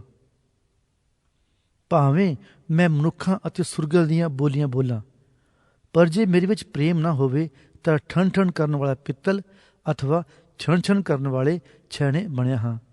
ਅਤੇ ਭਾਵੇਂ ਮੈਨੂੰ ਅਗਮ ਵਾਕ ਬੋਲਣਾ ਆਵੇ, ਅਤੇ ਮੈਂ ਸਾਰਾ ਭੇਤ ਅਤੇ ਸਾਰਾ ਗਿਆਨ ਜਾਣਾ, ਅਤੇ ਭਾਵੇਂ ਮੈਂ ਪੂਰੀ ਨਿਹਚਾ ਰੱਖਾਂ ਅਜਿਹੀ ਭਈ ਪਹਾੜਾਂ ਨੂੰ ਹਟਾ ਦਿਆਂ, ਪਰ ਪ੍ਰੇਮ ਨਾ ਰੱਖਾਂ ਮੈਂ ਕੁਝ ਵੀ ਨਹੀਂ। ਅਤੇ ਭਾਵੇਂ ਮੈਂ ਆਪਣਾ ਸਾਰਾ ਮਾਲ ਖਾਉਣ ਲਈ ਪੁੰਨ ਕਰ ਦਿਆਂ, ਅਤੇ ਭਾਵੇਂ ਮੈਂ ਆਪਣਾ ਸਾਰਾ ਸਰੀਰ ਸੜਨ ਲਈ ਦੇ ਦਿਆਂ ਪਰ ਪ੍ਰੇਮ ਨਾ ਰੱਖਾਂ ਤਾਂ ਕੁਝ ਲਾਭ ਨਹੀਂ। ਪ੍ਰੇਮ ਧੀਰਜਵਾਨ ਅਤੇ ਕਿਰਪਾਲੂ ਹੈ। ਪ੍ਰੇਮ ਖੁਣਸ ਨਹੀਂ ਕਰਦਾ। ਪ੍ਰੇਮ ਫੁੱਲਦਾ ਨਹੀਂ। ਪ੍ਰੇਮ ਫੂੰ ਨਹੀਂ ਕਰਦਾ, ਕੁਚੱਜਾ ਨਹੀਂ ਕਰਦਾ, ਆਪ ਸਵਾਰਥੀ ਨਹੀਂ, ਚਿੜਦਾ ਨਹੀਂ, ਬੁਰਾ ਨਹੀਂ ਮੰਨਦਾ। ਉਸ ਕੁਧਰਮ ਤੋਂ ਆਨੰਦ ਨਹੀਂ ਹੁੰਦਾ, ਸਗੋਂ ਸੱਚਾਈ ਨਾਲ ਆਨੰਦ ਹੁੰਦਾ ਹੈ। ਸਭ ਕੁਝ ਝੱਲ ਲੈਂਦਾ ਹੈ, ਸਭਨਾਂ ਗੱਲਾਂ ਦੀ ਪ੍ਰਤੀਤ ਕਰਦਾ, ਸਭਨਾਂ ਗੱਲਾਂ ਦੀ ਆਸ ਰੱਖਦਾ, ਸਭ ਕੁਝ ਸਹਿ ਲੈਂਦਾ। ਪ੍ਰੇਮ ਕਦੇ ਟਲਦਾ ਨਹੀਂ। ਪਰ ਭਾਵੇਂ ਅਗੰਮ ਵਾਕ ਹੋਣ ਉਹ ਮੁੱਕ ਜਾਣਗੇ, ਭਾਵੇਂ ਬੋਲੀਆਂ ਹੋਣ ਉਹ ਜਾਂਦੀਆਂ ਰਹਿਣਗੀਆਂ, ਭਾਵੇਂ ਇਲਮ ਹੋਵੇ ਉਹ ਮੁੱਕ ਜਾਵੇਗਾ। ਅਸੀਂ ਤਾਂ ਕੁਝ ਜਾਣਦੇ ਹਾਂ ਅਤੇ ਕੁਝ ਅਗੰਮ ਵਾਕ ਬੋਲਦੇ ਹਾਂ, ਪਰ ਜਦ ਸੰਪੂਰਨ ਆਵੇ ਤਦ ਅਧੂਰਾ ਮੁੱਕ ਜਾਵੇਗਾ। ਜਦ ਮੈਂ ਨਿਆਣਾ ਸਾਂ ਤਦ ਨਿਆਣੇ ਵਾਂਗੂ ਬੋਲਦਾ, ਨਿਆਣੇ ਵਾਂਗੂ ਸਮਝਦਾ ਅਤੇ ਨਿਆਣੇ ਵਾਂਗੂ ਜਾਂਚਦਾ ਸਾਂ। ਹੁਣ ਮੈਂ ਸਿਆਣਾ ਜੋ ਹੋਇਆ ਤਾਂ ਮੈਂ ਨਿਆਣਪੁਣੇ ਦੀਆਂ ਗੱਲਾਂ ਛੱਡ ਦਿੱਤੀਆਂ ਹਨ। ਇਸ ਵੇਲੇ ਤਾਂ ਅਸੀਂ ਸ਼ੀਸ਼ੇ ਵਿੱਚ ਧੁੰਦਲਾ ਜਿਹਾ ਵੇਖਦੇ ਹਾਂ, ਪਰ ਉਸ ਵੇਲੇ ਰੂਬਰੂ ਵੇਖਾਂਗੇ। ਇਸ ਵੇਲੇ ਮੈਂ ਕੁਝ ਜਾਣਦਾ ਹਾਂ, ਪਰ ਉਸ ਵੇਲੇ ਉਹ ਜਿਹਾ ਜਾਣਾਂਗਾ ਜੋ ਜਿਹਾ ਮੈਂ ਵੀ ਜਾਣਿਆ ਗਿਆ ਹਾਂ। ਹੁਣ ਤਾਂ ਨਿਹਚਾ, ਆਸ਼ਾ, ਪ੍ਰੇਮ ਇਹ ਤਿੰਨੋਂ ਰਹਿੰਦੇ ਹਨ, ਪਰ ਇਹਨਾਂ ਵਿੱਚੋਂ ਉੱਤਮ ਪ੍ਰੇਮ ਹੀ ਹੈ। ਪੌਲੁਸ ਰਸੂਲ ਦੀ ਪਹਿਲੀ ਪੱਤਰੀ ਕੁਰਿੰਥੀਆਂ ਨੂੰ ਅਧਿਆਇ 14। ਪ੍ਰੇਮ ਦੇ ਮਗਰ ਲੱਗੋ ਤਾਂ ਵੀ ਆਤਮਕ ਦਾਨਾਂ ਨੂੰ ਲੋਚੋ, ਪਰ ਵੱਧ ਕੇ ਇਹ ਜੋ ਤੁਸੀਂ ਅਗਮ ਵਾਕ ਕਰੋ। ਜਿਹੜਾ ਪਰਾਈ ਭਾਸ਼ਾ ਬੋਲਦਾ ਹੈ ਉਹ ਮੂਰਖਾਂ ਨਾਲ ਨਹੀਂ ਸਗੋਂ ਪਰਮੇਸ਼ਰ ਨਾਲ ਬੋਲਦਾ ਹੈ, ਇਸ ਲਈ ਕਿ ਕੋਈ ਨਹੀਂ ਸਮਝਦਾ, ਪਰ ਉਹ ਆਤਮਾ ਵਿੱਚ ਭੇਤ ਦੀਆਂ ਗੱਲਾਂ ਕਰਦਾ ਹੈ। ਪਰ ਜਿਹੜਾ ਅਗਮ ਵਾਕ ਕਰਦਾ ਹੈ ਉਹ ਲਾਭ ਅਤੇ ਉਪਦੇਸ਼ ਅਤੇ ਤਸੱਲੀ ਦੀਆਂ ਗੱਲਾਂ ਮਨੁੱਖਾਂ ਨਾਲ ਕਰਦਾ ਹੈ। ਜਿਹੜਾ ਪਰਾਈਆਂ ਭਾਸ਼ਾ ਬੋਲਦਾ ਹੈ ਉਹ ਆਪ ਹੀ ਲਾਭ ਲੈਂਦਾ ਹੈ, ਪਰ ਜਿਹੜਾ ਅਗਮ ਵਾਕ ਕਰਦਾ ਹੈ ਉਹ ਕਲੀਸਿਆ ਨੂੰ ਲਾਭ ਦਿੰਦਾ ਹੈ। ਹੁਣ ਮੈਂ ਚਾਹੁੰਦਾ ਹਾਂ ਜੋ ਤੁਸੀਂ ਸਭੋ ਪਰਾਈਆਂ ਭਾਸ਼ਾ ਬੋਲੋ, ਪਰ ਇਸ ਤੋਂ ਵਧੇਕ ਇਹ ਜੋ ਤੁਸੀਂ ਅਗਮ ਵਾਕ ਕਰੋ। ਜਿਹੜਾ ਪਰਾਈਆਂ ਭਾਸ਼ਾ ਬੋਲਣ ਵਾਲਾ ਹੈ, ਜੇਕਰ ਉਹ ਅਰਥ ਨਾ ਕਰੇ ਜਿਸ ਤੋਂ ਕਲੀਸਿਆ ਲਾਭ ਉਠਾਵੇ, ਤਾਂ ਅਗਮ ਵਾਕ ਕਰਨ ਵਾਲਾ ਉਸ ਨਾਲੋਂ ਉੱਤਮ ਹੈ। ਪਰ ਹੁਣ ਭਰਾਵੋ, ਜੇ ਮੈਂ ਪਰਾਈਆਂ ਭਾਸ਼ਾ ਬੋਲਦਾ ਹੋਇਆ ਤੁਹਾਡੇ ਕੋਲ ਆਵਾਂ ਅਤੇ ਪ੍ਰਕਾਸ਼ ਜਾਂ ਗਿਆਨ ਜਾਂ ਅਗਮ ਵਾਕ ਜਾਂ ਸਿੱਖਿਆ ਦੀ ਗੱਲ ਤੁਹਾਡੇ ਨਾਲ ਨਾ ਕਰਾਂ, ਤਾਂ ਮੈਥੋਂ ਤੁਹਾਨੂੰ ਕੀ ਲਾਭ ਹੋਵੇਗਾ? ਬੇਜਾਨ ਵਸਤਾਂ ਵੀ ਜਿਹੜੀਆਂ ਆਵਾਜ਼ ਦਿੰਦੀਆਂ ਹਨ, ਭਾਵੇਂ ਵੰਜਲੀ ਭਾਵੇਂ ਰਬਾਬ, ਜੇ ਉਹਨਾਂ ਦੀਆਂ ਸੁਰਾਂ ਵਿੱਚ ਭੇਦ ਨਾ ਹੋਵੇ ਤਾਂ ਕੀ ਲੱਗੇ ਜੋ ਕੀ ਫੂਕਿਆ ਅਥਵਾ ਵਜਾਇਆ ਜਾਂਦਾ ਹੈ। ਜੇ ਤੁਰੀ ਬੇਠਿਕਾਣੇ ਆਵਾਜ਼ ਦੇਵੇ ਤਾਂ ਕੌਣ ਲੜਾਈ ਲਈ ਲੱਕ ਬੰਨੇਗਾ? ਇਸੇ ਤਰ੍ਹਾਂ ਤੁਸੀਂ ਵੀ ਜੇ ਸਿੱਧੀ ਗੱਲ ਆਪਣੀ ਜ਼ਬਾਨੋਂ ਨਾਲ ਨਾ ਬੋਲੋ ਤਾਂ ਕੀ ਪਤਾ ਲੱਗੇ ਜੋ ਕੀ ਬੋਲਿਆ ਜਾਂਦਾ ਹੈ? ਤੁਸੀਂ ਪਾਉਣ ਨਾਲ ਗੱਲਾਂ ਕਰਨ ਵਾਲੇ ਹੋਵੋਗੇ।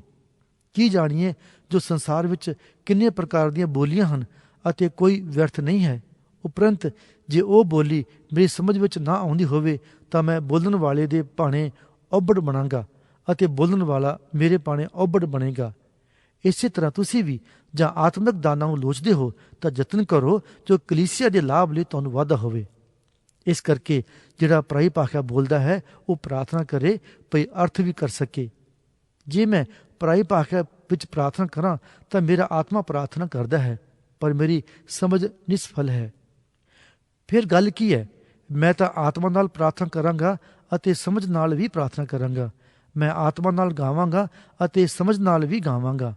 ਨਹੀਂ ਤਾਂ ਜੇ ਤੂੰ ਆਤਮਾ ਹੀ ਨਾਲ ਉਸਤਤ ਕਰੇ ਤਾਂ ਜਿਹੜਾ ਅਨਪੜ੍ਹ ਦੇ ਥਾਂ ਬੈਠਾ ਹੋਇਆ ਹੈ, ਜਦੋਂ ਉਹ ਨਹੀਂ ਜਾਣਦਾ ਜੋ ਤੂੰ ਕੀ ਆਖਦਾ ਹੈ, ਉਹ ਤੇਰੇ ਧੰਨਵਾਦ ਕਰਨ ਉੱਤੇ ਆਮੀਨ ਕਿਵੇਂ ਆਖੇ?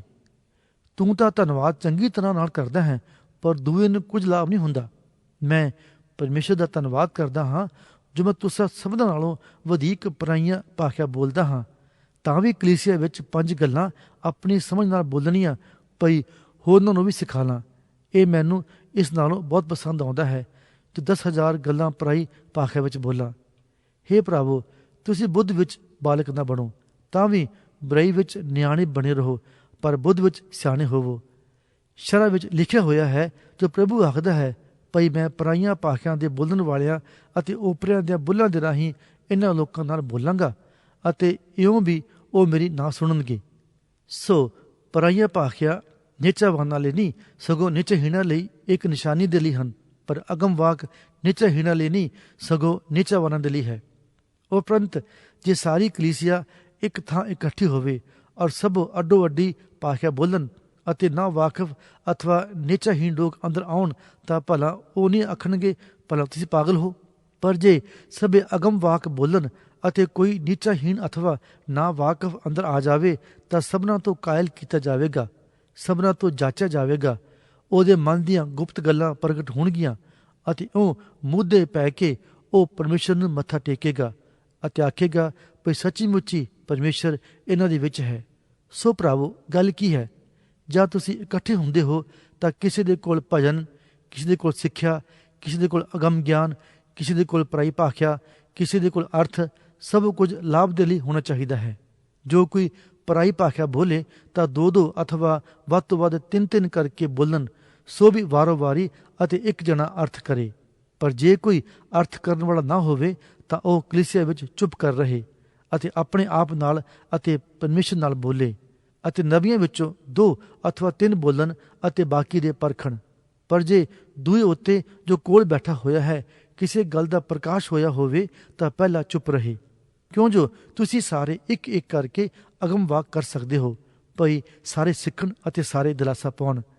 ਅਤੇ ਨਬੀਆਂ ਦੇ ਆਤਮੇ ਨਬੀਆਂ ਦੇ ਵਸ ਵਿੱਚ ਹਨ, ਕਿਉਂ ਜੋ ਪਰਮੇਸ਼ਰ ਘਮਸਾਣ ਦਾ ਨਹੀਂ ਸਗੋਂ ਸ਼ਾਂਤੀ ਦਾ ਹੈ, ਜਿਵੇਂ ਸੰਤਾਂ ਦੀਆਂ ਸਾਰੀਆਂ ਕਲੀਸਿਆਂ ਵਿੱਚ ਹੈ। ਮੰਡਲੀਆਂ ਵਿੱਚ ਤੀਵੀਆਂ ਚੁੱਪ ਹੋ ਰਹਿਣ, ਕਿਉਂ ਜੋ ਉਹਨਾਂ ਨੂੰ ਬੋਲਣ ਦੀ ਆਗਿਆ ਨਹੀਂ ਹੈ, ਸਗੋਂ ਉਹ ਅਧੀਨ ਹੋ ਰਹਿਣ ਜਿਵੇਂ ਸ਼ਰ੍ਹਾ ਵੀ ਕਹਿੰਦੀ ਹੈ। ਅਤੇ ਜੋ ਕੁਝ ਸਿੱਖਣਾ ਚਾਹੁੰਦੀਆਂ ਹਨ ਤਾਂ ਘਰ ਵਿੱਚ ਆਪੋ ਆਪਣੇ ਪਤੀਆਂ ਕੋਲੋਂ ਪੁੱਛਣ, ਕਿਉਂ ਜੋ ਤੀਵੀਂ ਦੇ ਲਈ ਮੰਡਲੀ ਵਿੱਚ ਬੋਲਣਾ ਲਾਜ ਦੀ ਗੱਲ ਹੈ। ਭਲਾ ਪਰਮੇਸ਼ਰ ਦਾ ਬਚਨ ਤੁਸਾਂ ਹੀ ਤੋਂ ਨਿਕਲਿਆ ਅਥਵਾ ਨਿਰਾ ਤੁਹਾਡੇ ਹੀ ਤੱਕ ਪਹੁੰਚਿਆ? ਜੇ ਕੋਈ ਆਪਣੇ ਆਪ ਨੂੰ ਨਬੀ ਜਾਂ ਆਤਮਕ ਸਮਝੇ ਤਾਂ ਜਿਹੜੀਆਂ ਗੱਲਾਂ ਮੈਂ ਤੁਹਾਨੂੰ ਲਿਖਦਾ ਹਾਂ ਉਹ ਉਹਨਾਂ ਨੂੰ ਜਾਣ ਲਵੇ ਭਈ ਉਹ ਪ੍ਰਭੂ ਦੇ ਹੁਕਮ ਹਨ। ਪਰ ਜੇ ਕੋਈ ਨਾ ਜਾਣੇ ਤਾਂ ਨਾ ਜਾਣੇ। ਗੱਲ ਕਾਹਦੀ? ਮੇਰੇ ਭਰਾਵੋ, ਅਗਮ ਵਾਕ ਕਰਨ ਨੂੰ ਲੋਚੋ ਅਤੇ ਪਰਾਈਆਂ ਭਾਖਿਆਂ ਬੋਲਣ ਤੋਂ ਨਾ ਵਰਜੋ, ਪਰ ਸਾਰੀਆਂ ਗੱਲਾਂ ਢੱਬ ਸਿਰ ਅਤੇ ਜੁਗਤੀ ਨਾਲ ਹੋਣ। ਪੌਲੁਸ ਰਸੂਲ ਦੀ ਪਹਿਲੀ ਪੱਤਰੀ ਕੁਰਿੰਥੀਆਂ ਨੂੰ ਅਧਿਆਇ 15।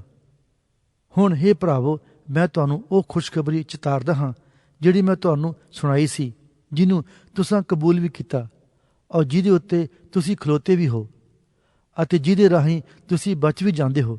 ਜੇ ਤੁਸੀਂ ਉਸ ਅੰਜੀਲੀ ਬਚਨ ਨੂੰ ਜਿਹੜਾ ਮੈਂ ਤੁਹਾਨੂੰ ਸੁਣਾਇਆ ਸੀ ਫੜੀ ਰੱਖੋ, ਨਹੀਂ ਤਾਂ ਤੁਹਾਡਾ ਭਤੀਜਣਾ ਐਵੇਂ ਗਿਆ। ਕਿਉਂ ਜੋ ਮੈਂ ਮੁੱਖ ਗੱਲਾਂ ਵਿੱਚੋਂ ਉਹ ਗੱਲ ਤੁਹਾਨੂੰ ਸੌਂਪ ਦਿੱਤੀ ਜਿਹੜੀ ਮੈਨੂੰ ਪ੍ਰਾਪਤ ਵੀ ਹੋਈ, ਜੋ ਮਸੀਹ ਪੁਸਤਕਾਂ ਦੇ ਅਨੁਸਾਰ ਸਾਡਿਆਂ ਪਾਪਾਂ ਦੇ ਕਾਰਨ ਹੋਇਆ, ਅਤੇ ਇਹ ਕਿ ਦੱਬਿਆ ਗਿਆ ਅਤੇ ਪੁਸਤਕਾਂ ਦੇ ਅਨੁਸਾਰ ਤੀਜੇ ਦਿਹਾੜੇ ਜੀ ਉੱਠਿਆ। ਅਤੇ ਇਹ ਜੋ ਕੇਫਾਸ ਨੂੰ ਅਤੇ ਫਿਰ ਉਹਨਾਂ 12 ਨੂੰ ਦਰਸ਼ਨ ਦਿੱਤਾ ਅਤੇ ਮਗਰੋਂ ਕੁਝ ਉੱਪਰ 500 ਭਾਈਆਂ ਨੂੰ ਇੱਕੋ ਵਾਰੀ ਦਰਸ਼ਨ ਦਿੱਤਾ। ਅਤੇ ਉਹਨਾਂ ਵਿੱਚੋਂ ਬਹੁਤੇ ਅਜੇ ਜਿਉਂਦੇ ਹਨ ਪਰ ਕਈ ਸੌਂ ਗਏ। ਫਿਰ ਯਾਕੂਬ ਨੂੰ ਦਰਸ਼ਨ ਦਿੱਤਾ ਅਤੇ ਫਿਰ ਸਭਨਾਂ ਰਸੂਲਾਂ ਨੂੰ, ਅਤੇ ਸਭ ਦੇ ਪਿੱਛੋਂ ਮੈਨੂੰ ਵੀ ਦਰਸ਼ਨ ਦਿੱਤਾ ਜਿਵੇਂ ਇੱਕ ਅਧੂਰੇ ਜੰਮ ਨੂੰ। ਮੈਂ ਤਾਂ ਸਭਨਾਂ ਰਸੂਲਾਂ ਨਾਲੋਂ ਛੋਟਾ ਹਾਂ ਅਤੇ ਰਸੂਲ ਸਦਾਉਣ ਦੇ ਯੋਗ ਨਹੀਂ, ਇਸ ਲਈ ਜੋ ਮੈਂ ਪਰਮੇਸ਼ਰ ਦੀ ਕਲੀਸਿਆ ਨੂੰ ਸਤਾਇਆ ਸੀ। ਪਰ ਮੈਂ ਜੋ ਕੁਝ ਹਾਂ ਪਰਮੇਸ਼ਰ ਦੀ ਕਿਰਪਾ ਹੀ ਨਾਲ ਹਾਂ, ਅਤੇ ਉਹਦੀ ਕਿਰਪਾ ਜੋ ਮੇਰੇ ਉੱਤੇ ਹੋਈ ਸੋ ਅਕਾਰਥ ਨਾ ਹੋਈ। ਪਰ ਮੈਂ ਉਹਨਾਂ ਸਭਨਾਂ ਨਾਲੋਂ ਵਧੇਕ ਮਿਹਨਤ ਕੀਤੀ, ਪਰੰਤੂ ਮੈਂ ਤਾਂ ਨਹੀਂ ਸਗੋਂ ਪਰਮੇਸ਼ਰ ਦੀ ਕਿਰਪਾ ਨੇ ਜੋ ਮੇਰੇ ਨਾਲ ਸੀ। ਉਪਰੰਤ ਭਾਵੇਂ ਅਸੀਂ ਉਹ ਪ੍ਰਚਾਰ ਕਰਦੇ ਹਾਂ ਅਤੇ ਉਹ ਤੁਸਾਂ ਨਿਚਾ ਕੀਤੀ। ਹੁਣ ਜੇ ਮਸੀਹ ਦਾ ਇਹ ਪ੍ਰਚਾਰ ਕਰੀਦਾ ਹੈ ਭਈ ਉਹ ਮੁਰਦਿਆਂ ਵਿੱਚੋਂ ਜੀ ਉੱਠਿਆ, ਤਾਂ ਕਈ ਤੁਹਾਡੇ ਵਿੱਚੋਂ ਕਿਵੇਂ ਆਖਦੇ ਹਨ ਭਈ ਮੁਰਦਿਆਂ ਦਾ ਜੀ ਉੱਠਣਾ ਹੈ ਹੀ ਨਹੀਂ। ਪਰ ਜੇ ਮੁਰਦਿਆਂ ਦਾ ਜੀ ਉੱਠਣਾ ਨਹੀਂ ਤਾਂ ਮਸੀਹ ਵੀ ਨਹੀਂ ਜੀ ਉੱਠਿਆ, ਅਤੇ ਜੇ ਮਸੀਹ ਨਹੀਂ ਜੀ ਉੱਠਿਆ ਤਾਂ ਸਾਡਾ ਪ੍ਰਚਾਰ ਥੋਥਾ ਅਤੇ ਤੁਹਾਡੀ ਨਿਹਚਾ ਥੋਥੀ ਹੈ। ਨਾਲੇ ਅਸੀਂ ਪਰਮੇਸ਼ਰ ਦੇ ਝੂਠੇ ਗਵਾਹ ਵੀ ਠਹਿਰੇ, ਕਿਉਂ ਜੋ ਅਸਾਂ ਪਰਮੇਸ਼ਰ ਦੀ ਸਾਖੀ ਦਿੱਤੀ ਜੋ ਉਹਨੇ ਮਸੀਹ ਨੂੰ ਜਵਾਲਿਆ, ਜਿਹਨੂੰ ਉਸਨੇ ਨਹੀਂ ਜਵਾਲਿਆ ਜੇਕਰ ਮੁਰਦੇ ਨਹੀਂ ਜੀ ਉੱਠਦੇ। ਕਿਉਂਕਿ ਜੇ ਮੁਰਦੇ ਨਹੀਂ ਜੀ ਉੱਠਦੇ ਤਾਂ ਮਸੀਹ ਵੀ ਨਹੀਂ ਜੀ ਉੱਠਿਆ ਹੈ, ਅਤੇ ਜੇ ਮਸੀਹ ਨਹੀਂ ਜੀ ਉੱਠਿਆ ਤਾਂ ਤੁਹਾਡੀ ਨਿਹਚਾ ਅਕਾਰਥ ਹੈ। ਤੁਸੀਂ ਅਜੇ ਆਪਣੇ ਪਾਪਾਂ ਵਿੱਚ ਹੋ, ਤਦ ਜਿਹੜੇ ਮਸੀਹ ਵਿੱਚ ਹੋ ਕੇ ਸੌਂ ਗਏ ਹਨ ਉਹ ਵੀ ਨਾਸ ਹੋਏ। ਜੇ ਨਿਰੇ ਇਸੇ ਜੀਵਨ ਵਿੱਚ ਅਸਾਂ ਮਸੀਹ ਉੱਤੇ ਆਸ ਰੱਖੀ ਹੋਈ ਹੈ ਤਾਂ ਅਸੀਂ ਸਭਨਾਂ ਮਨੁੱਖਾਂ ਨਾਲੋਂ ਤਰਸਯੋਗ ਹਾਂ। ਪਰ ਹੁਣ ਮਸੀਹ ਤਾਂ ਮੁਰਦਿਆਂ ਵਿੱਚੋਂ ਜੀ ਉੱਠਿਆ ਹੈ, ਸੁੱਤਿਆਂ ਹੋਇਆਂ ਦਾ ਪਹਿਲਾ ਫਲ ਹੈ। ਜਾਂ ਮਨੁੱਖ ਦੇ ਰਾਹੀਂ ਮੌਤ ਆਈ ਤਾਂ ਮਨੁੱਖ ਦੇ ਰਾਹੀਂ ਮੁਰਦਿਆਂ ਦੀ ਕਿਆਮਤ ਵੀ ਹੋਈ। ਜਿਸ ਤਰ੍ਹਾਂ ਆਦਮ ਵਿੱਚ ਸਭੋ ਮਰਦੇ ਹਨ, ਉਸੇ ਤਰ੍ਹਾਂ ਮਸੀਹ ਵਿੱਚ ਸਭੇ ਜਵਾਏ ਜਾਣਗੇ, ਪਰ ਹਰੇਕ ਆਪੋ ਆਪਣੀ ਵਾਰੀ ਸਿਰ। ਪਹਿਲਾ ਫਲ ਮਸੀਹ, ਫਿਰ ਜਿਹੜੇ ਮਸੀਹ ਦੇ ਹਨ ਉਹਦੇ ਆਉਣ ਵੇਲੇ। ਉਹਦੇ ਮਗਰੋਂ ਅੰਤ ਹੈ, ਤਦ ਉਹ ਰਾਜ ਨੂੰ ਪਰਮੇਸ਼ਰ ਅਤੇ ਪਿਤਾ ਦੇ ਹੱਥ ਸੌਂਪ ਦੇਵੇਗਾ। ਜਦ ਉਹਨੇ ਹਰੇਕ ਹਕੂਮਤ ਅਤੇ ਹਰੇਕ ਇਖਤਿਆਰ ਅਤੇ ਕੁਦਰਤ ਨੂੰ ਨਾਸ ਕਰ ਦਿੱਤਾ ਹੋਵੇਗਾ। ਉਹਦੇ ਮਗਰੋਂ ਅੰਤ ਹੈ, ਤਦ ਉਹ ਰਾਜ ਨੂੰ ਪਰਮੇਸ਼ਰ ਅਤੇ ਪਿਤਾ ਦੇ ਹੱਥ ਸੌਂਪ ਦੇਵੇਗਾ।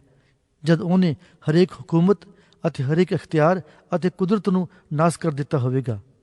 ਕਿਉਂਕਿ ਜਿੰਨਾ ਚਿਰ ਉਹ ਸਾਰੇ ਵੈਰੀਆਂ ਨੂੰ ਆਪਣੇ ਪੈਰਾਂ ਹੇਠ ਨਾ ਕਰ ਲਵੇ, ਉਹਨਾਂ ਚਿਰ ਉਸਨੇ ਰਾਜ ਕਰਨਾ ਹੈ। ਛੇਕੜਲਾ ਵੈਰੀ ਜਿਹਦਾ ਨਾਸ ਹੋਣਾ ਹੈ ਸੋ ਮੌਤ ਹੈ। ਉਸਨੇ ਸਭ ਕੁਝ ਉਹਦੇ ਪੈਰਾਂ ਹੇਠ ਕਰ ਦਿੱਤਾ। ਪਰ ਜਾਂ ਉਹ ਕਹਿੰਦਾ ਹੈ ਜੋ ਸਭ ਕੁਝ ਹੇਠ ਕੀਤਾ ਗਿਆ, ਤਾਂ ਪ੍ਰਗਟ ਹੈ ਕਿ ਜਿਹਨੇ ਸਭ ਕੁਝ ਉਹਦੇ ਹੇਠ ਕਰ ਦਿੱਤਾ ਉਹ ਆਪ ਹੇਠ ਹੋਣ ਤੋਂ ਰਹਿਤ ਹੈ। ਅਤੇ ਜਾਂ ਸਭ ਕੁਝ ਉਹਦੇ ਅਧੀਨ ਕੀਤਾ ਗਿਆ ਹੋਵੇਗਾ, ਤਾਂ ਪੁੱਤਰ ਆਪ ਵੀ ਉਸ ਦੇ ਅਧੀਨ ਹੋਵੇਗਾ, ਜਿਹਨੇ ਸਭ ਕੁਝ ਉਹਦੇ ਅਧੀਨ ਕਰ ਦਿੱਤਾ, ਭਈ ਪਰਮੇਸ਼ਰ ਸਭਨਾਂ ਵਿੱਚ ਸਭ ਕੁਝ ਹੋਵੇ। ਨਹੀਂ ਤਾਂ ਜਿਹੜੇ ਮੁਰਦਿਆਂ ਦੇ ਲਈ ਬਪਤਿਸਮਾ ਲੈਂਦੇ ਹਨ ਉਹ ਕੀ ਕਰਨਗੇ? ਜੇ ਮੁਰਦੇ ਮੂਲੋਂ ਜੀ ਨਹੀਂ ਉੱਠਦੇ ਤਾਂ ਉਹਨਾਂ ਦੇ ਲਈ ਉਹ ਕਾਹਨੂੰ ਬਪਤਿਸਮਾ ਲੈਂਦੇ ਹਨ? ਅਸੀਂ ਵੀ ਹਰ ਘੜੀ ਜੋਖਮ ਵਿੱਚ ਕਿਉਂ ਪਏ ਰਹਿੰਦੇ ਹਾਂ? ਹੇ ਭਰਾਵੋ, ਤੁਹਾਡੇ ਹੱਕ ਵਿੱਚ ਜਿਹੜਾ ਅਪਮਾਨ ਮੈਂ ਮਸੀਹ ਯਿਸੂ ਸਾਡੇ ਪ੍ਰਭੂ ਵਿੱਚ ਕਰਦਾ ਹਾਂ, ਉਹਦੀ ਸਹੁੰ ਹੈ ਜੋ ਮੈਂ ਹਰ ਰੋਜ਼ ਮਰਦਾ ਹਾਂ। ਜੇ ਆਦਮੀ ਵਾਂਗੂ ਮੈਂ ਆਪਸ ਵਿੱਚ ਦਰਿੰਦਿਆਂ ਨਾਲ ਲੜਿਆ ਤਾਂ ਮੈਨੂੰ ਕੀ ਲਾਭ ਹੈ? ਜੇ ਮੁਰਦੇ ਜੀ ਨਹੀਂ ਉੱਠਦੇ ਤਾਂ ਆਓ ਅਸੀਂ ਖਾਈਏ ਪੀਵੀਏ, ਕਿਉਂ ਜੋ ਭਲਕੇ ਮਰਨਾ ਹੈ। ਧੋਖਾ ਨਾ ਖਾਓ, ਬੁਰੀਆਂ ਸੰਗਤਾਂ ਚੰਗੀਆਂ ਚੱਲਣਾ ਨੂੰ ਵਿਗਾੜ ਦਿੰਦੀਆਂ ਹਨ। ਤੁਸੀਂ ਧਰਮ ਲਈ ਸੁਰਤ ਸੰਭਾਲੋ ਅਤੇ ਪਾਪ ਨਾ ਕਰੋ, ਕਿਉਂ ਜੋ ਕਈਆਂ ਨੂੰ ਪਰਮੇਸ਼ਰ ਦਾ ਗਿਆਨ ਨਹੀਂ। ਮੈਂ ਤੁਹਾਡੀ ਸ਼ਰਮ ਲਈ ਇਹ ਆਖਦਾ ਹਾਂ। ਪਰ ਕੋਈ ਆਖੇਗਾ, ਭਈ ਮੁਰਦੇ ਕਿੱਕਰ ਜੀ ਉੱਠਦੇ ਹਨ ਅਤੇ ਕਿਉਂ ਜਿਹੀ ਦੇਹੀ ਨਾਲ ਆਉਂਦੇ ਹਨ। ਨਦਾਨਾ, ਜੋ ਕੁਝ ਤੂੰ ਬੀਜਦਾ ਹੈ, ਜੇਕਰ ਉਹ ਨਾ ਮਰੇ ਤਾਂ ਜੰਮੇਗਾ ਨਹੀਂ।